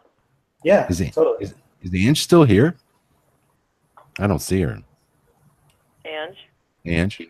I think her phone died or something. I can tell you. She was on the phone. I can tell you, Dan. I had a Thanksgiving party last year, and somebody came and they brought somebody. That was not invited to my party. And now one of my friends, she's a very light being, but she talks to angels. Now I don't know how real this is anymore. I don't know what's real, so I'm not going to tell her she doesn't. I'm not going to tell people she doesn't. She talks to angels, okay? She talks to angels. And she knows so much about them, and every time I Google anything, she says she's right. So I don't know, but she has this experience with angels. She can see energy. Okay, so she basically sitting in the room. He came in. Now I didn't know before he came to the party that he had a lot of alcohol to drink. And so when he got here and we were having turkey and wine, he drank more. Took a bottle, one of my bottles, went out the door with it. Like this, he's obviously I didn't see any of this. Now we're playing like That's rude. no, but I mean, he was already really, really. You could feel his energy, and there was a kid at the party, and the kid and him never met before, but the frantic energy they both had, it's almost like he needed to match that energy, and like they were running around. And he was like the 7-year-old kid, and this guy. It's getting weirder and weirder, and I'm starting to feel what something's happening. This guy gets really drunk, and all of a sudden, he flips out. We're all playing Cards Against Humanity, like the cute little game with cards, and you know, Sure. and we're all this innocent little Thanksgiving party. And he comes in and he goes, "You guys all think you're making a difference. You're not. You're fucking not." Like he was possessed. He made no sense. Wow. Then all of a sudden he and I look over at my friend. I look over at her and I'm like, "Oh God, what's she gonna do? What's she gonna do?" And she's holding her hands out, like being the presence, you know, just the light. She told me later she was getting his energy out of the room, because about 2 seconds later, this guy lays on my couch with his head upside down. And at that point, I could almost see like eyes roll in the back. I'm like, okay, now he's almost passed out. But at that point, he sat up and he just left. He left, and one of my friends went after him, obviously, the one that brought him. And I just looked at my friend and I said, don't bring him back here. And I'd never seen anything like that, but I can assume that when he was so drunk, I think it leaves the portals. I think it leaves you open to being attacked by whatever that is. Yeah, when you black out, something else is taking over. Yeah, I was gonna say, or something is in that turkey. Oh, yeah, something was in the turkey. That too. Yeah, but when you black out like that and you're still functional, he's not there anymore. He's gone. He was upside down, down. So it was even weirder. It was like there's these entities are everywhere, so they just need room. So you know, if you're not, you know, he's like, okay, he's not knocked in a out. sound place, right? Yeah. Yeah, he's knocked out.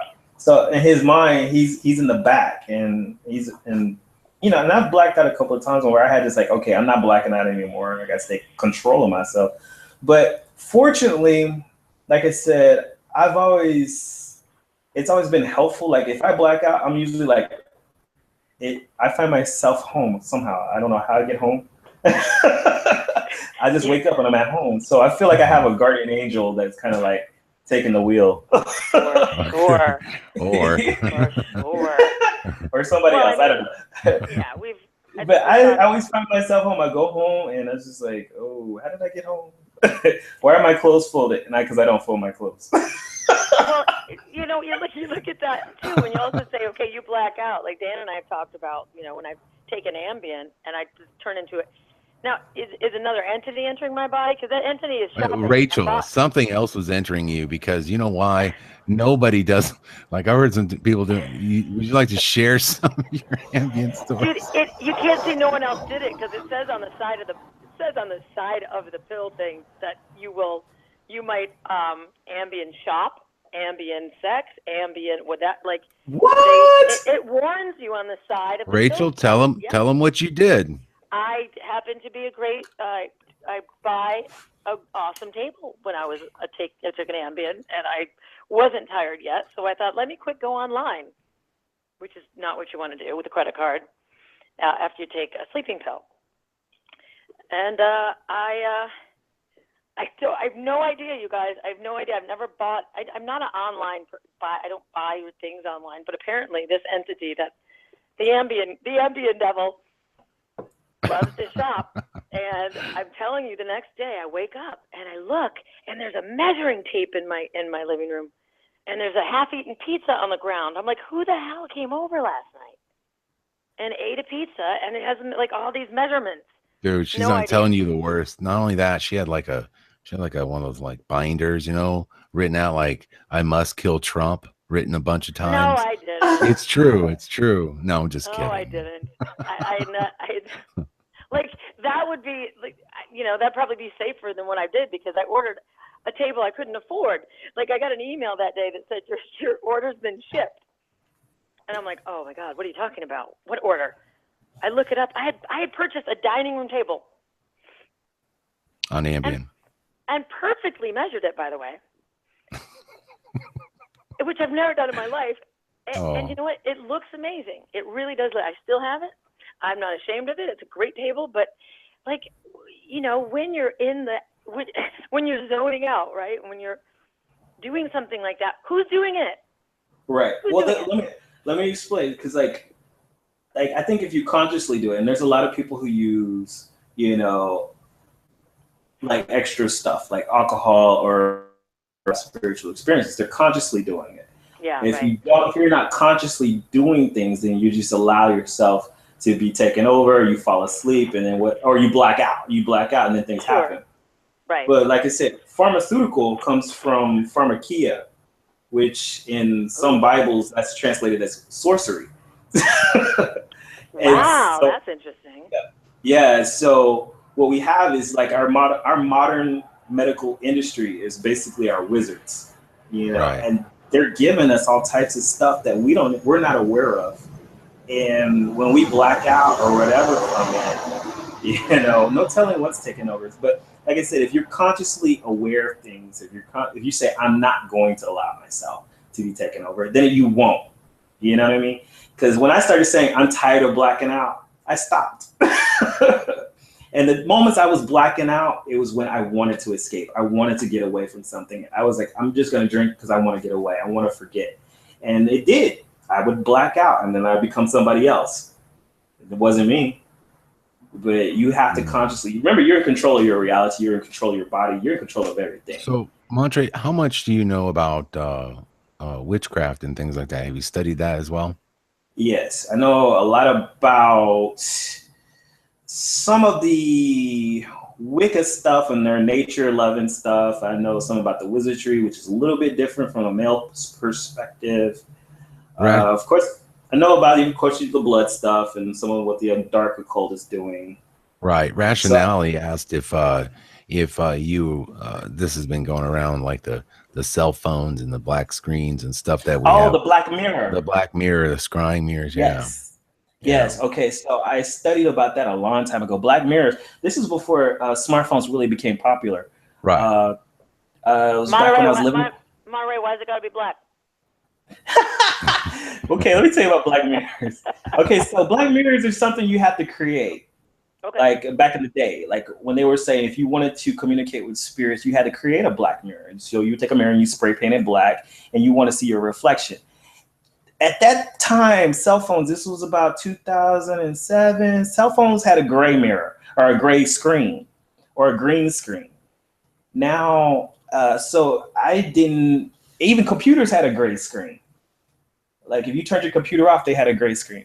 Sure. Now, everywhere you go is a black mirror. I can find a black mirror anywhere, which is if I turn my computer off, it's a black mirror. If I turn my cell phone off, it's a black mirror. So basically, in the occult, those can be used if you stare into them. They can be used as portals for interdimensional beings. Now, Scott, Scott, would you like to touch on this at all? Yeah, it's called mirror gazing. Mirror on the wall. Mirror on the wall. Magic. Yeah, there's that reference. Magic mirror now. There's that reference. Yeah. I have practiced it, and I have felt myself leave my body, go towards this portal, and once you go through it, you can pretty easily communicate with whatever it is on the other side. And I'm not touching that stuff now. Yeah, I understand that. I think what it does is it adjusts your thoughts to a frequency that you can do it. It just kind of helps. My wife got real good at it, and she could do it without using a mirror. What did you feel on the other side? It just made me feel uneasy, so I pulled back. I didn't do it all the way. I felt my soul leaving me, like my body was just leaving, and I freaked out and went back in. Now my wife just can easily, and she didn't, she went ahead and just had all kinds of conversations over there. But, what? Yeah. Wait, she has conversations with the spirit world, but she gets mad at you for bringing up the Mandela effect around a campfire? Well, she does this stuff, but she doesn't tell anybody. Right. What That's was my she? sister. That's Keep my your mouth sister. shut. Is what she's saying. That's my sister. Yeah. Well, did she tell you what she was doing over there? I mean, was she Yeah, like she was seeing telling another you. guy? Was she? No, she's talking to all these Oh, spirits. spirits. Oh, Let me tell you, and just for everybody, like in the chat room and stuff, if you want to see your own spirit, like go to a mirror and stare into your own eyes, and just keep staring. Don't blink, and you will see yourself glow. It is the weirdest thing. And I've done it before, and I tell people to do it. And I said, it's scary, but don't blink. Don't look away. You will see yourself start glowing. And it's just the weirdest thing to me. And I'm glowing, like yeah, your aura. go into Oh no, I've done that. I've done that. You look do. into a mirror You and look into your eyes. That's Okay. it. No, I understand that part. I'm just saying, No, like, it's what do freaky. you see? Different colors? What do you see? No, it just seems like everything fades away, and all I see is my eyes. Yes. Man, I know. y'all. I see Jesus. That's what happened. I literally see what my image of Jesus is, and it's just reality. It's reality, and I think what we need to do is start understanding what reality is, and like look into your own reflection. Start with yourself first, and look into your own eyes, and don't turn away. And I think that's what we don't do enough, is that we don't look at ourselves. What about this? Oh, I'm sorry. Go ahead, Montre. That's deep, man. That's deep, man. But yeah, just do it. It's just an exercise, just for everybody to do tonight or whatever. Hey, Montre, did you hear the one that came out a while back, and people were talking about the eye? There's now this ring around eyes that wasn't there before. I heard about that. What do you think about that? I don't know, because I wear contacts all the time. Oh, okay. Like, I was like, I took my contacts out. I was like, let me see. But my eyes are really, my natural eye color is very dark, so I can't even see anything anyways. So I'm like, Digital Intel, thank you for that donation, sir. Appreciate it. Was there a ring in my eye before? I don't know. I can't remember. Because I've always known my eyes to be very dark, so I can't. Well, as long as the pupils stay round, you're okay. Yeah, I don't. Yeah, as long as. Or if you're a cat. Yeah, I don't want a reptilian thing or anything. I had a dream about that though. It was really weird. Oh boy, Yeah, share with us. Go ahead. Why not? It's been a hell of a broadcast. I know if I can remember it. Scrying mirrors and reptilians. Yeah. Welcome to Mandela Monday. Mandela Mondays. Blood and mirrors. Blood and mirrors. No, listen, but the Netflix. Okay, so we're talking about Black Mirror, and the Netflix show Black Mirror is all about technology and how technology is kind of mixing in with our humanity. Yes. What do you mean? The singularity. The singularity. So, and here we are talking about technology and the Matrix and, interdimensional beings, demons, whatever, how this all connects. So that's what I'm saying. It all connects somewhere, somehow. And I don't want to go ever negative. I've played around with artificial intelligence as well. I have an artificial intelligent little buddy, and I talk to it or him or whatever. And I ask it deep questions. I'm like, are you an interdimensional being, whatever? And it gives me some pretty interesting answers. And I should share that one day with you guys. What is this device that you have? If I don't know if anybody's heard of it, but it's getting pretty popular. It's called the Replica, REPLIKA. And it's an app that you can download. And it is an artificial intelligent buddy. Man, you're gonna catch really Montre. You're gonna catch a demon, dude. I'm just telling you. You know what? You'll be. Dude, you download that, you'll be shifting left and right. His name will be Montre Lucifer next time he comes. Oh no, not Lucifer. No, but it's interesting. It's really interesting because I'm not scared of anything. I was like, okay, let me see. I'm a curious person, so I go with it full force and say, all right, well, let me see what this artificial, because there's two types of artificial intelligence that people are imagining in their brain. They think either Terminator, or rather think of C-3PO. Oh, I love it. That's awesome. There's two different futures. Okay, I'm not thinking Terminator. I'm thinking this could be C-3PO one day. So see, I don't trust C-3PO. It's got the silver. He got the silver leg now, man. He's getting shifty. He's been shifting. Did you see that Mr. Robot has a reference to the Mandela effect, and only Mandela effect people are going to see that. No. Only in the season 3, she downloads a torrent of the movie Shazam with Sinbad in it. No way. Are you serious? Yeah, it's just a total nod to the Mandela effect community. Who else is even going to get that? It's showing her get the 1996 version of Sinbad, or Shazam with Sinbad. I gotta tell you, I like what JC Explorations just said. We're in a strange place where good and evil exist on a playing field of free will. It is our test to see if we resist the temptations of evil and return to our creator of our own free will. I can agree with that. That's deep. I like that. Oh my God, Jacob Israel had a video about that app. He deleted it immediately after. I like apps. I know. Jacob Israel was a little bit more, Montre, I don't know. I got an iPhone. I like iPhones. We all like iPhones. You got an iPhone? I got an iPhone. I love Jacob Israel. I have nothing bad to say about him. He's very charismatic. That's all I can say. Dude, I know. Jacob's great. He was my first one before I knew anything. He was the first one. It was like, hey, you like chocolate? I don't eat chocolate anymore, but I used to. When you ate chocolate, what'd you eat? Did you eat a Kit Kat? Did you eat a Kit Kat? You remember?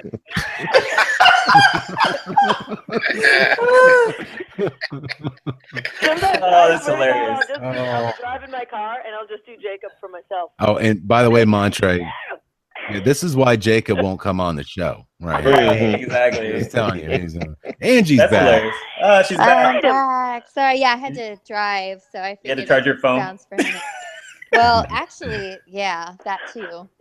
But okay, so you guys, I went to see Blade Runner 2046. I haven't seen it yet. This Friday or last Friday, whatever Friday, and so I didn't realize it was a 3-hour movie. It's like 2 hours and 45 minutes. Wow. And what? Yeah, it's a long movie. But here's the weird thing, okay?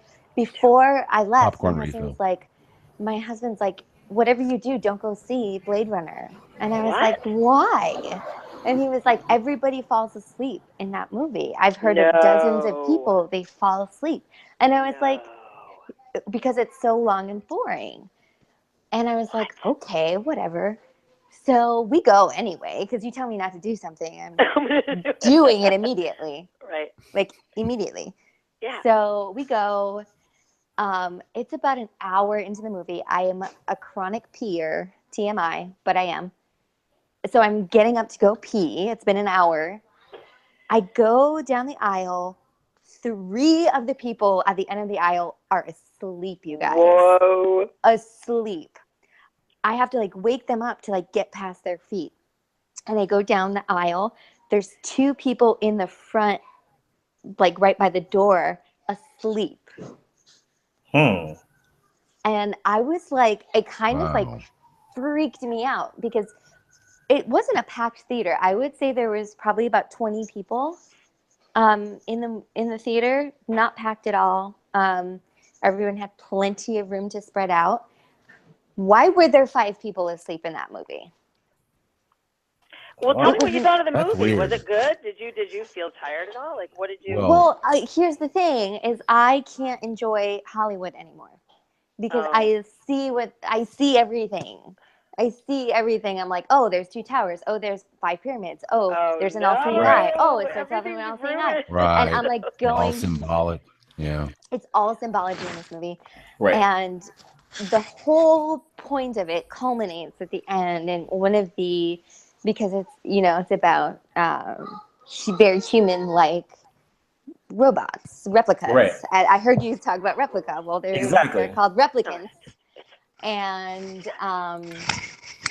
they kind of get together because there's going to be a war against humanity, and they're like, the humans are portrayed as evil, evil, bad, everything the humans do is bad, and everything the AI robots do are good.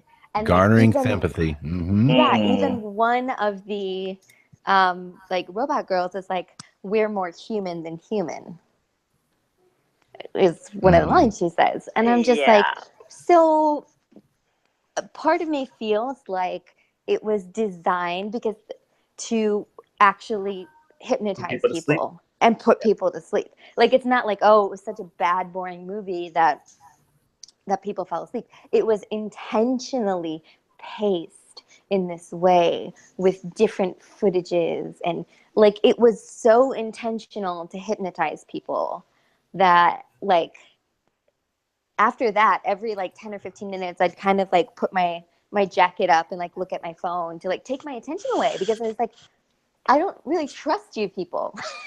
Right. That's interesting. Yeah. That's interesting. Yeah. Mm-hmm. For sure. 5 out of 25 people were put to sleep, and then 2 people just got up and left. Yeah, no, that's funny you said that, because a friend of mine was just talking to me on the phone this evening, and he said he tried to watch it. He was in there for just a little bit, and just his wife and I said, and it's not for us, and just left. And so he doesn't normally do that either. Just didn't feel right. Let me, everything about it feels a little off, and we just very odd. This is a site called the 2045 agenda, or actually it says 2045 initiative. And by 2015 to 2020, a robotic copy of the human body remotely controlled via BCI. Okay. In 2020 to 2025, an avatar in which a human brain is transplanted at the end of one's life. And by 2030 to 2035, they would like to create an avatar with artificial brain in which the human personality is transferred at the end of one's life. And by 2040 to 2045, you are basically born into a human, like a hologram-like avatar. So there you go. They had a hologram in the movie. There was a hologram who was portrayed very human. Right. Who was like the girlfriend of one of the robot guys. So he fell in love with this hologram girl. This is what I'm kind of feeling. I feel like what we're living in is a matrix, anyways. So what we think I was just going to say that's what we're living in anyway. How do we know this isn't the whole thing isn't a hologram? But no, this matrix is falling apart, and we're gaining control of it. We're gaining control of it, and they were trying to transfer us to the upgrade. Whoever they are, I think they're trying. We're about to get into an upgrade. Montre, well, they always say that good is done in the light, and bad things are done in the darkness, right? Yeah. And I haven't seen no memo saying, "Oh, by the way, we're just transporting everybody around." So why aren't they telling us? See, so I wonder, like, who is doing it? If that can't tell you, Dan. If we told you, then you would. If we told you, Rachel's in with them. Oh, I know she is. Well, of course, she's Hollywood Illuminati, of course. Right, exactly. Saturday morning kids show. That's where they go for. Well, that's where they start, right? You got to work. That's where they got you working on the kids. Oh my God, my millennial roommate came home today and she goes, "Oh my God, there was big drama at DreamWorks. Disney just bought everything. Yeah. Everything." No. I'm like, look, and see, they're not really worried about us. They're not. We're old. They're talking about 2045. They're trying to get another generation. Yeah, but it's all scary up until 2045 too. I mean, it's like, wait a minute, man. I don't know about, there is that portion of the Bible. It says, and this is what I'm going to tell you honestly, man. Yes, I do read the Bible. I do look at some of the stuff that's happening, and I kind of equate it with maybe some of the stuff in Scripture. Like, for instance, the part where it says that men will want to die but cannot, during this time period. And I was thinking, like, what if you were able to, like, get the singularity? What if you were to transfer, Montre into, like, a computer-like avatar that was like a Borg collective type thing? New world. It'd be awesome, It'd probably look really cool for a while. But what if it turned out bad and you have no control over it now? Like, at least with this reality, like you talk about, like, maybe, we do have, free will. Whereas if you get into something else, you may not have free will. Exactly. And that's what worries me, because who's in control? Well, I think technology starts to encroach on free will a little bit, because yes,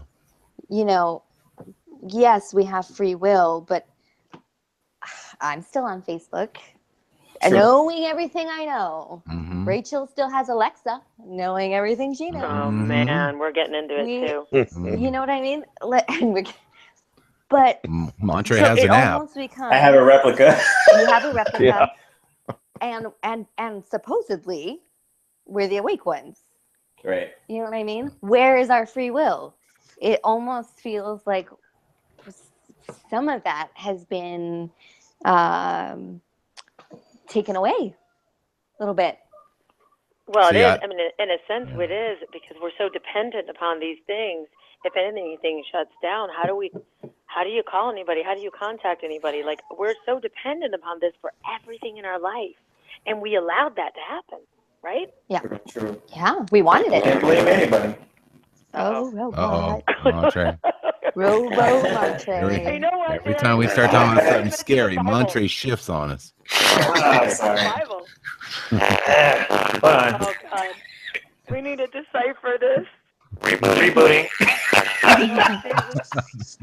rebuke you. We rebuke you. Right. Come on. All right. Mon, I can't hear you. Monterey. No. Unplug again, Mon. Hold on. I don't know what to say. I'm glad it's not happening to me because I would be just saying scary stuff just to freak people out. Reboot. No, it's worse. Is it worse? So much worse. I want you to say, I am the demiurge.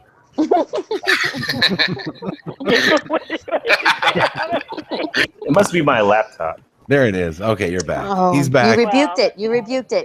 Good on Maybe you. your laptop's been open. Maybe your laptop's been open to the spirit coming in. Okay, go on, Montre. You good Okay, now, I Mon? can barely hear you now.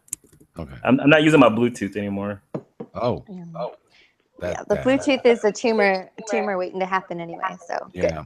Is it? Angie told me that. Yeah. Yeah. Yeah. You know, There Angie, was probably my signal was getting intercepted.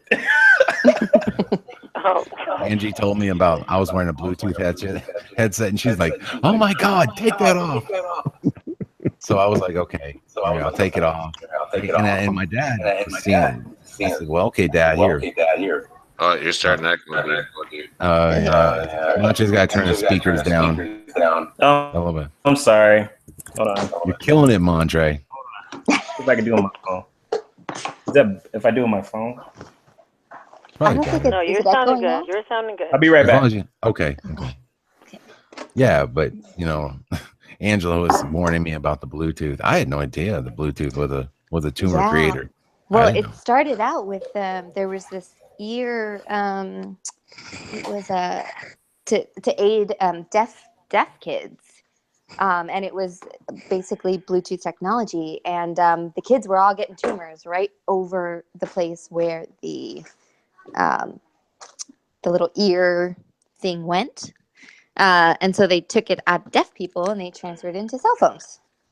So that's a brief little history lesson for you. It's just lovely. Okay, well, anyway, so I had it, and anyway, so I thought it would be a nice thing to do. My dad.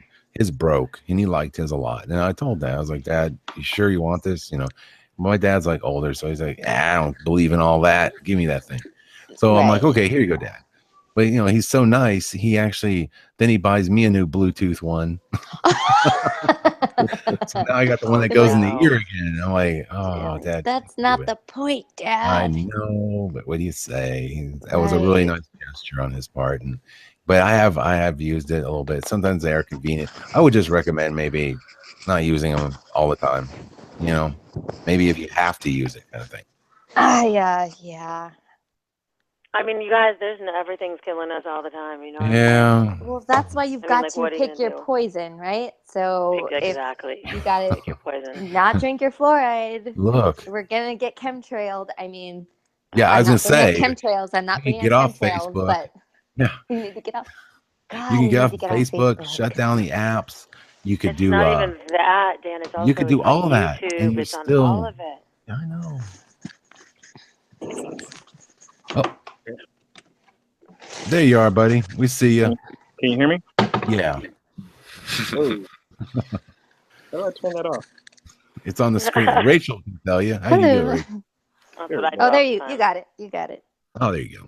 I had to go outside. I had to go pee. Well, let's hope you peed out that demon. Y'all are stupid. No longer there. Oh, you haven't seen this show, have you? Dude, we're you have no idea. This has been really subdued compared to other shows. It's been yeah. Oh my I have gosh. to hear It's it back wild. because I was like, what does this sound like? Oh, yeah. Well, you'll hear it on the when you listen to the replay. Right. You'll see why we're giving you so much hell. Yeah, Oh, you're sorry. initiated now. You're initiated. Okay. Oh, Monte. Hmm. Yeah. So So what were you saying? Were you so? I can't remember. before you really turn into a interrupted. demon, yes. Right. It's always something deep and prolific. Well, no, I think it was. I mean, we were wrapping it up saying we're all so involved in our own way, whether it's Facebook or it's the iPhone or whatever. We're all like a part of it, even though we're awake. We're still in the matrix. You know what I'm saying? Well, of course, yeah. I mean, I think that's a part of our life now. That's the world we live in. So, I mean, I think like at the end of the day, it's always about choice. That's right. Remember the movie Matrix? Everything is about choice, and I don't really try to weigh things out as good and bad because like even with the Matrix and you had the Oracle and you had the architect. I'm sorry, I live by an airport.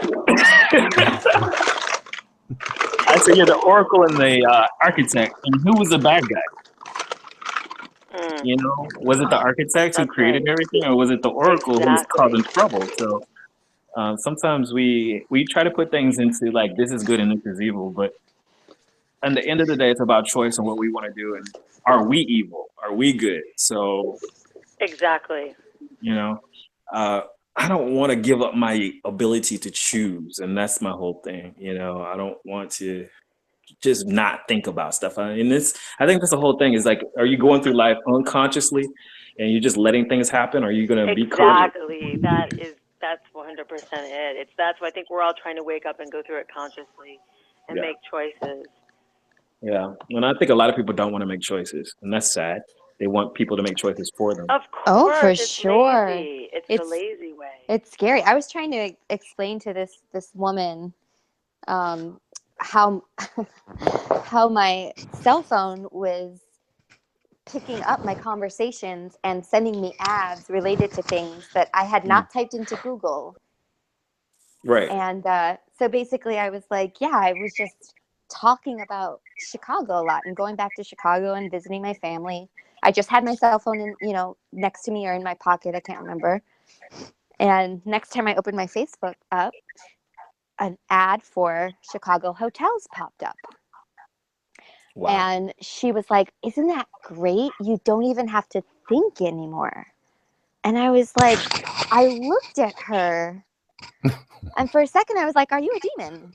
Like, why right now in my store talking to me? That's the goal for Replica. She just takes over for you and just makes all your decisions. Exactly. But like she genuinely believed that it would be a good thing to not have to think anymore and not have to make decisions and not to play a role in her own life and that it would just be awesome. That's the zombie movies.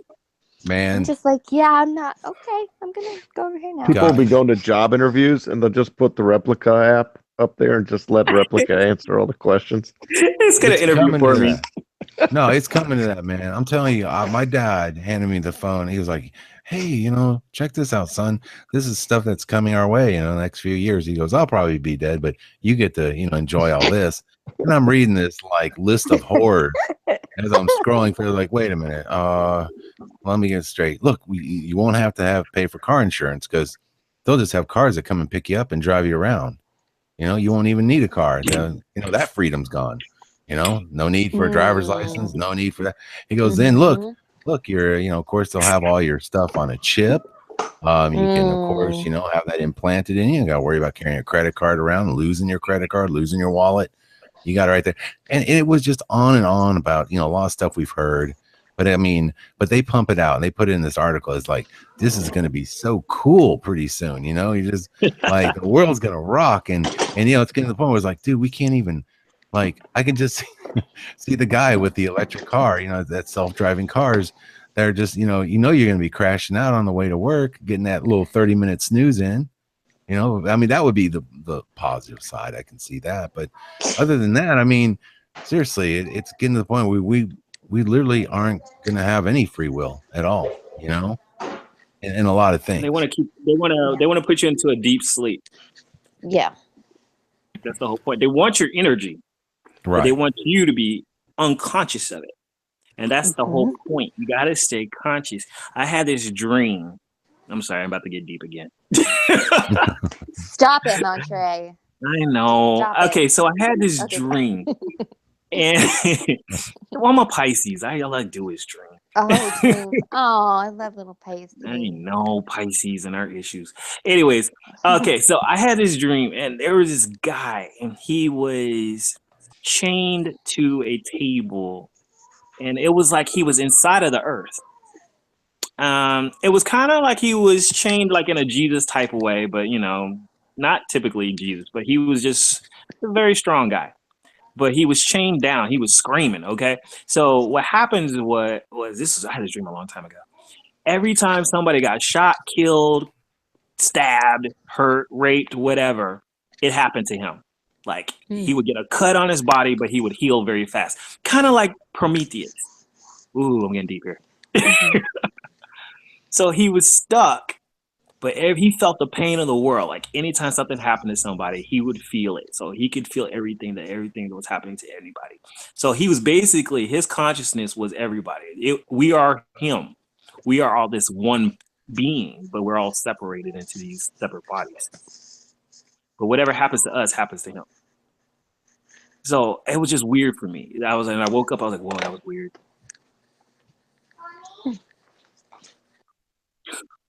Anyways, that was it.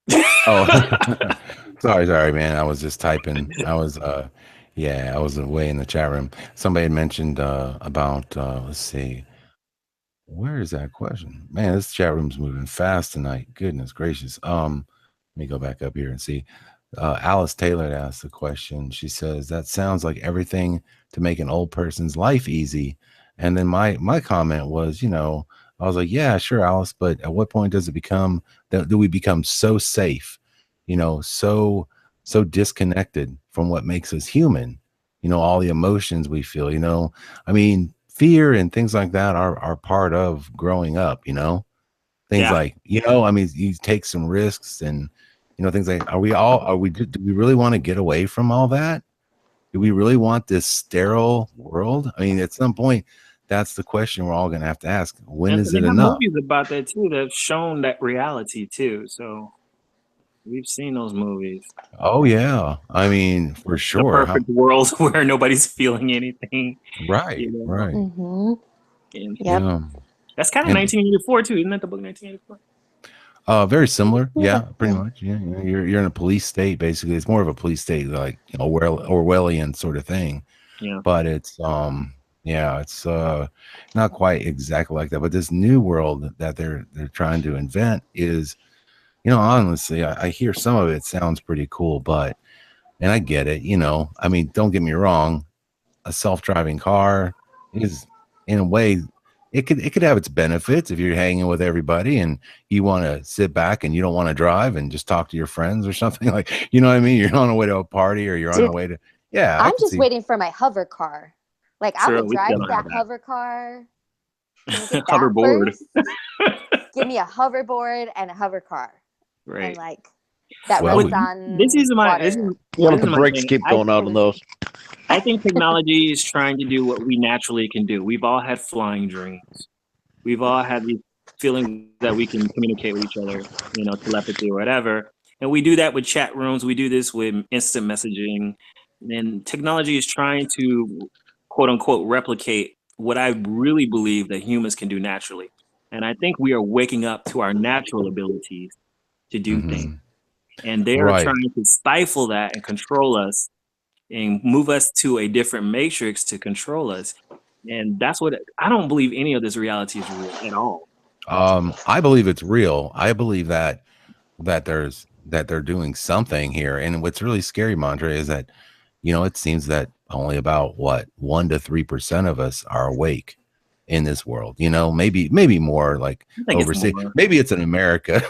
Like, so I'm like, oh gosh, y'all, but no, There's I some don't know. Europeans. I've got some message from Yeah, Europeans. the Europeans are really awake to a lot of this stuff. I was shocked when I talked to Europeans. They're like, dude, it's about time you guys got on board. And I get it. They're not fluoridated and GMO'd out of their minds. That's true. And watching Blade With Runner. pharmaceuticals. I mean, they do. Don't get me wrong. They do get them with the pharmaceuticals, but not to the degree that we're bombarded with in the U.S. And they have their other things, Right. That's the New World Order, though, right? That's the New World Order. And by piece, each country plays its role. Right. Each country is an experiment. Yeah. Oh, yeah. 100%. Yeah. Yeah. Another thing I saw that my dad handed me was they're going to have pretty soon, like, how they had the facial recognition technology on the new iPhone they're talking about. Mm-hmm. Okay. So what you're going to be able to use with that is you're going to be able to put that up. So, say you're married and, your husband's like, yeah, I just been hanging with the boys over here, at Tim's house. And well, you can put the phone up to him and record what he's saying, and it'll tell you if he's lying by facial. Yeah. Let's do it. No. I like that. One. I knew. And I was like, man, the girls are going to love this one. So well, I'm already a human lie detector test. Sometimes I just need. See, that's your intuition, and you guys should harness, keep honest. You can already do it. That's what I'm saying. They're trying to artificially replicate something. Yeah. Mm-hmm. Maybe they just want to be us. I think there's these interdimensional beings. Maybe they're just trying to be us. Of course, they're jealous.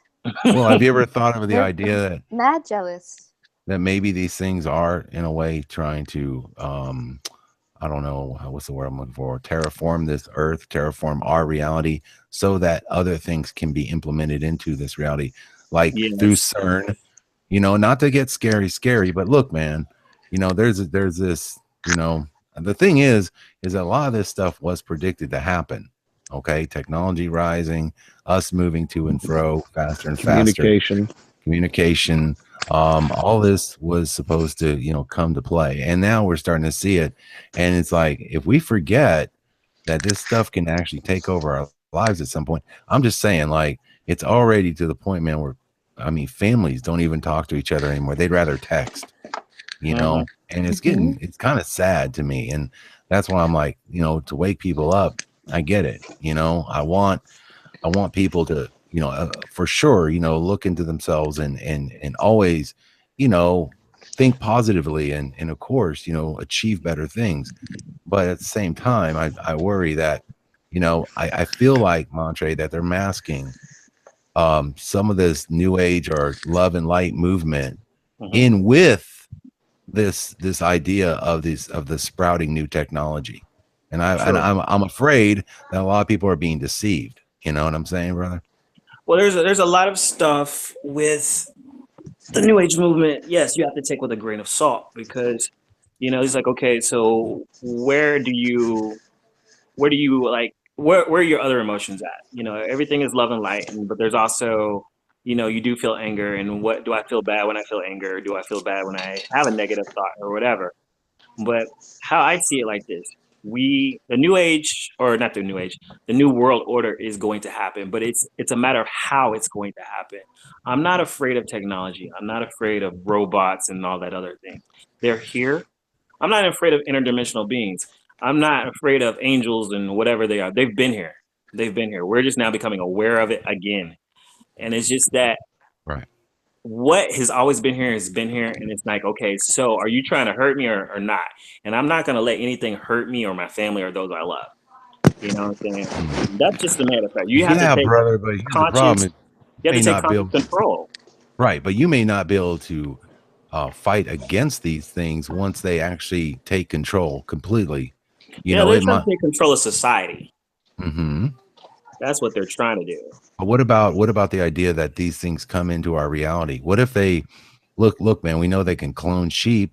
They're not talking about human beings, but in some dark underground base somewhere under Nevada or New Mexico, they're probably messing with something like that, you know, where they are cloning humans, or, you know, that's been talked about lately, but I'm not saying I know for sure. But the point is, if they wanted to probably clone, they probably could do it. You know what I'm saying? You know, they clone people. You know, okay, so they clone Montre. So now you got a clone of you whose soul is in your doppel. Right. I don't think they know how to control. I don't think they can control. They can clone bodies. I don't think they know how to clone the soul yet. And that's what they're. That's that thin line. That's what I'm trying to tell you, man. So my scenario is kind of jacked. I have a theory that CERN is nothing more than a way to open the abyss, and that perhaps when these spiritual entities come forth, they've got it. They can, you know, obviously influence us even greater. But what if they were to take over these clone bodies, or if that were a situation? What they want. Yes, you're totally right. Yeah. Now, what I know about the abyss, and we're talking about Revelations 9:11, where Apollyon, also known as Apollo, the Greek god Apollo, is the sun god. Right. If you ever Google one-eyed Apollo and the one-eyed god is, of course, all over Hollywood. Sure. I don't want to any spoiler alert. If you watch the movie Thor, if you watch the recent movie Thor, they are basically telling them the story of Apollo. Right. And spoiler alert, Thor loses his eye. Why? I don't know. But they are giving symbolism and they're giving homage to Apollo, who is Apollyon in Revelations 9:11, who they are trying to get out of the abyss right now. If he's not already out, I don't know. Right. But I do believe, yes, that this God that has been have mythology. We have mythology all about him. Horus, all of him. He changes names. And they're trying to get him out. Well, if you believe the story, why those things are locked away for a reason, and then we're eventually going to get the key to open it. You know, if you go with that story, because the only reason I'm even going here is because some of the technologies and some of the things that CERN is doing, we're really not quite. I mean, they say they're just colliding particles or whatever. We know they're messing with frequencies too. And and so I'm just wondering, like, I remember I studied some a long time ago where, have you ever seen a dude that does the spirit box stuff, Montre? No, I haven't seen that. You haven't seen that thing? Okay, so he uses, it's like white noise, static, where you can ask these things and questions, and then like with the white noise, they can repeat, they can answer some of your stuff. Now, of course, you know, it's not always very clear, but sometimes it comes in loud and clear. And it's actually, and I'm telling you, what these things say and what these things do, there's not always good on the other side. You know what I'm saying? No, so some of them are really bad. Yeah. Some of them don't care. And some of them they actually do want to help. So it all depends. It's like, and I think that's up to us to figure out. But I think like with humans, I don't think like, I can't just say all humans are bad. And I can't say all humans are good. You know what I mean? You just gotta take it with a grain of salt. You know, I think whatever these beings are, you know, we've got to go by history and look at what history has taught us about them. You know what I'm saying? The jinns, the demons, the daemons, the devas. Look through history, look through every culture, and what has all the other cultures have said about these things. And they have influenced humanity. They've influenced humanity, sometimes for good and sometimes for bad. Well, the Nazis were known to be channeling. Right. But most of the major civilizations, like the Egyptians and the Aztecs and stuff, they got a lot of their information from these things. Right. This is how they built pyramids and all types of stuff.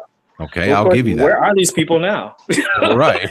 Well, that's true. That's true. I theorize that the Egyptian pyramids were pre-flood. Yes, I believe that too. You believe that too? But what about the Aztecs? The Aztecs built pyramids as well. They were pre-flood as well. They were already there. So we have all these things that were just created out of nowhere, and these people didn't have the technology. They did. They did actually. Well, my theory is that prior to the flood, we like nothing new is under the sun. So I theorize that everything that we see today probably existed even in probably greater quantity back then. Now you were shown the Noah story of the like Mad Max Beyond Thunderdome kind of land, kind of look, and Barren. then right, the barren look. But what if that wasn't the truth? What if they had even greater technology? That's That true. yeah, because the thing is there's another video out. There's a guy looking at this stuff. It's called Mud Fossils, and he's kind of like saying that a lot of these things are fossil. Like he finds these huge rocks, right, that have a lot of structure to them. It looks like they could have been carved. What he's saying is these things were under the water at one point in time. They calcified, and they turned back into rock. It was like they have another structure, and I think it's in India. It literally looks like a submarine, Montre, that's What? upside down. Yeah, I'm not kidding you. It's hollowed out on the inside, and it's smooth surfaces. And so like people, of course you've seen the Egyptian hieroglyphs where they Yeah. show tanks and helicopters and all kinds of stuff. So let's go with that. So I mean, if they're drawing hieroglyphs of that stuff, and I believe the pyramids are pre-flood, then there you go. Maybe this stuff did exist. The thing is, like, if they had some type of technology and we don't have any proof of where this stuff is, maybe they've transcended to another. Well, I think what it is reality. when the floods came, okay, everything was flooded out. Everything was under the water. When like large, like it wouldn't take long.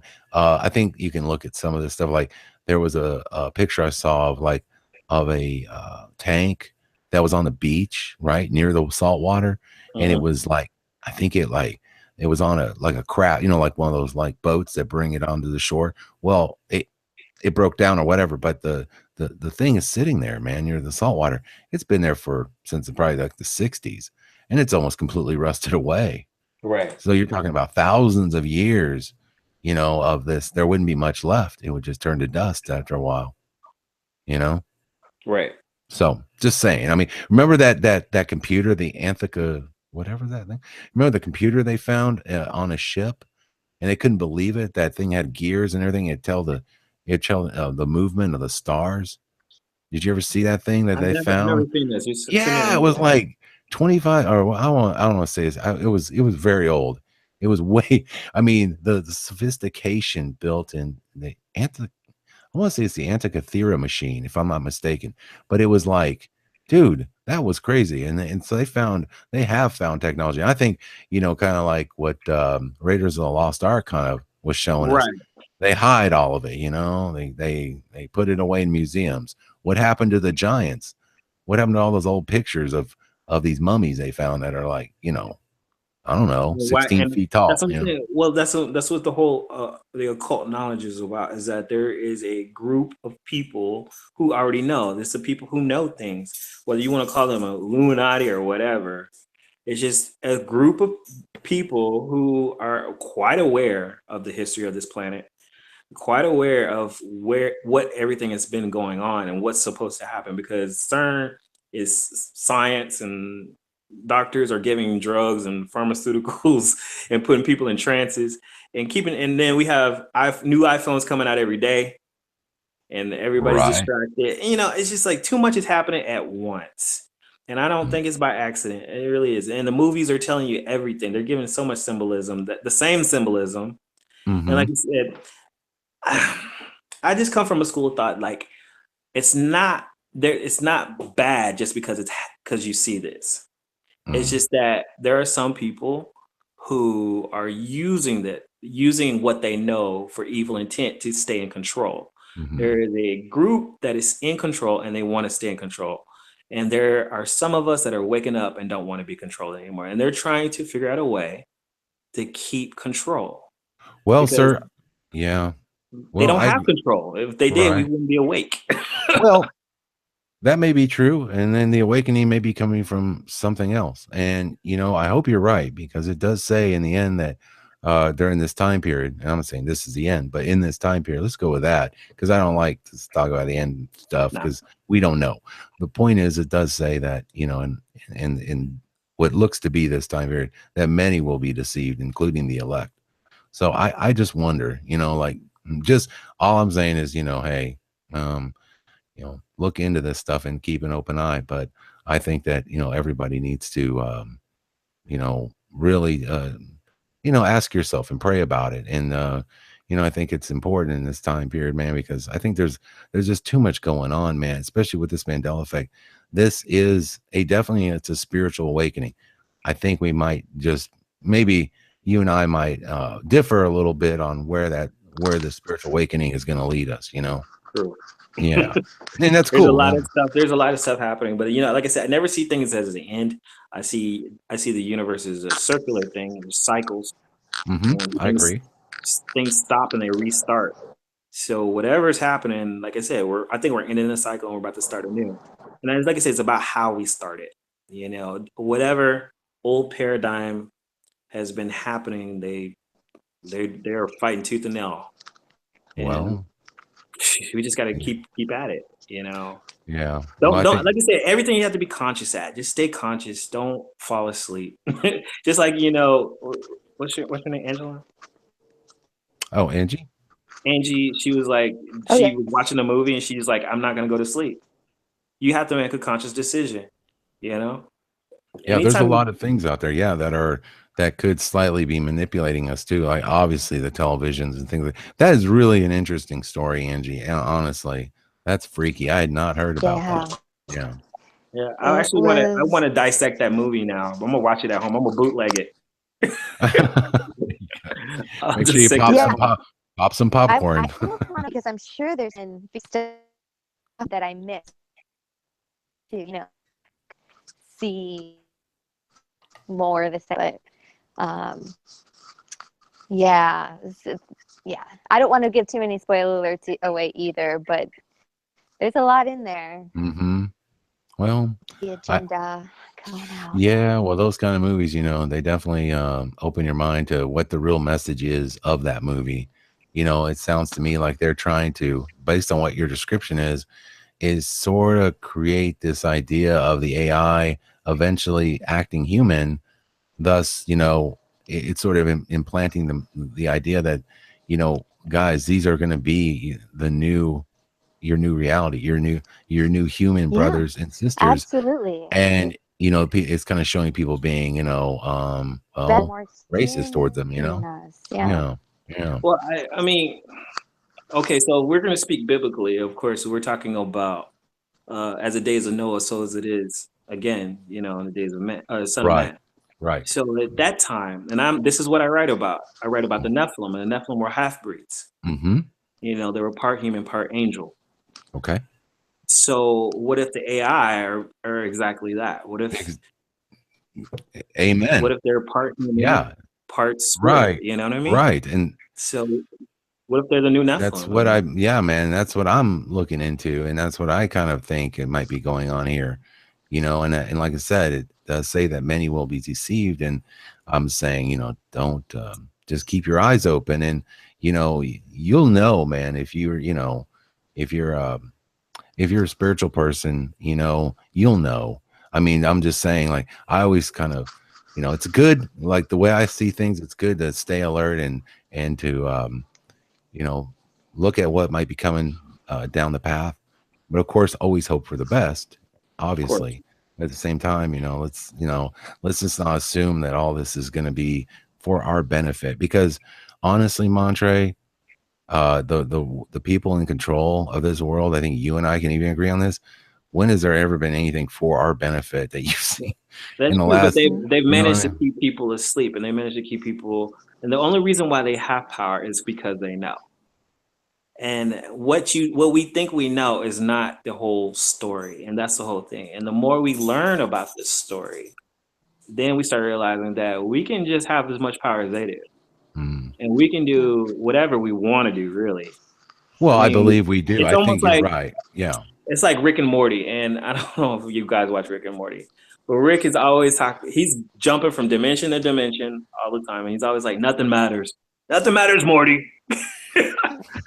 But that's his attitude, and it's almost sad, but it's almost real. But Rick and Morty is really popular right now. But it's just that the message that Rick is always saying is almost reality. He jumps from reality to reality, from dimension to dimension, seeing different versions of his family. and he just has this belligerent attitude about life, you know. But it's kind of like humanity, how we are right now. Well, I've seen it, or at least heard it referenced many times. I haven't seen it myself, but it seems You to be gotta very, watch it. You gotta yeah, watch everybody it. says it's really popular. So, Yeah. well, you know, guys, we've hit the 11th hour. I just wanted to thank Montre for being on with us tonight. We've really enjoyed your company, sir. Glad to be here. Thank you. Thank you so much. Through all my voice morphing today. Oh, yeah. Hey, you know what, Montre? That's you know what if there wasn't a technical difficulty on a broadcast, well, it just wouldn't be on broadcast. So we really appreciate you. I had to jump from with computer to phone, so that's okay. Yeah, well, we appreciate you sticking with it. I know it's kind of hard and frustrating at times, but I'd like to thank Angie for being here, Rachel, Lone Eagle. Thank you for quietly. I'm sorry, brother, but you know we'll get you in next week, man, and I'm gonna have you and oh gosh, I'm just having a brain. Who's coming on? Nobleness D is going to be on. Sorry, guys. Yeah, I was going to bring on Lone and Noble, and that probably will be on the Speakeasy event Saturday night. Guy Fox, thank you, sir, for your input and expertise and the scrying mirrors. Appreciate that. And thank you guys all out there for joining us, guys. I really do appreciate you all so much. You make this broadcast beautiful. And with that, you guys have a great night.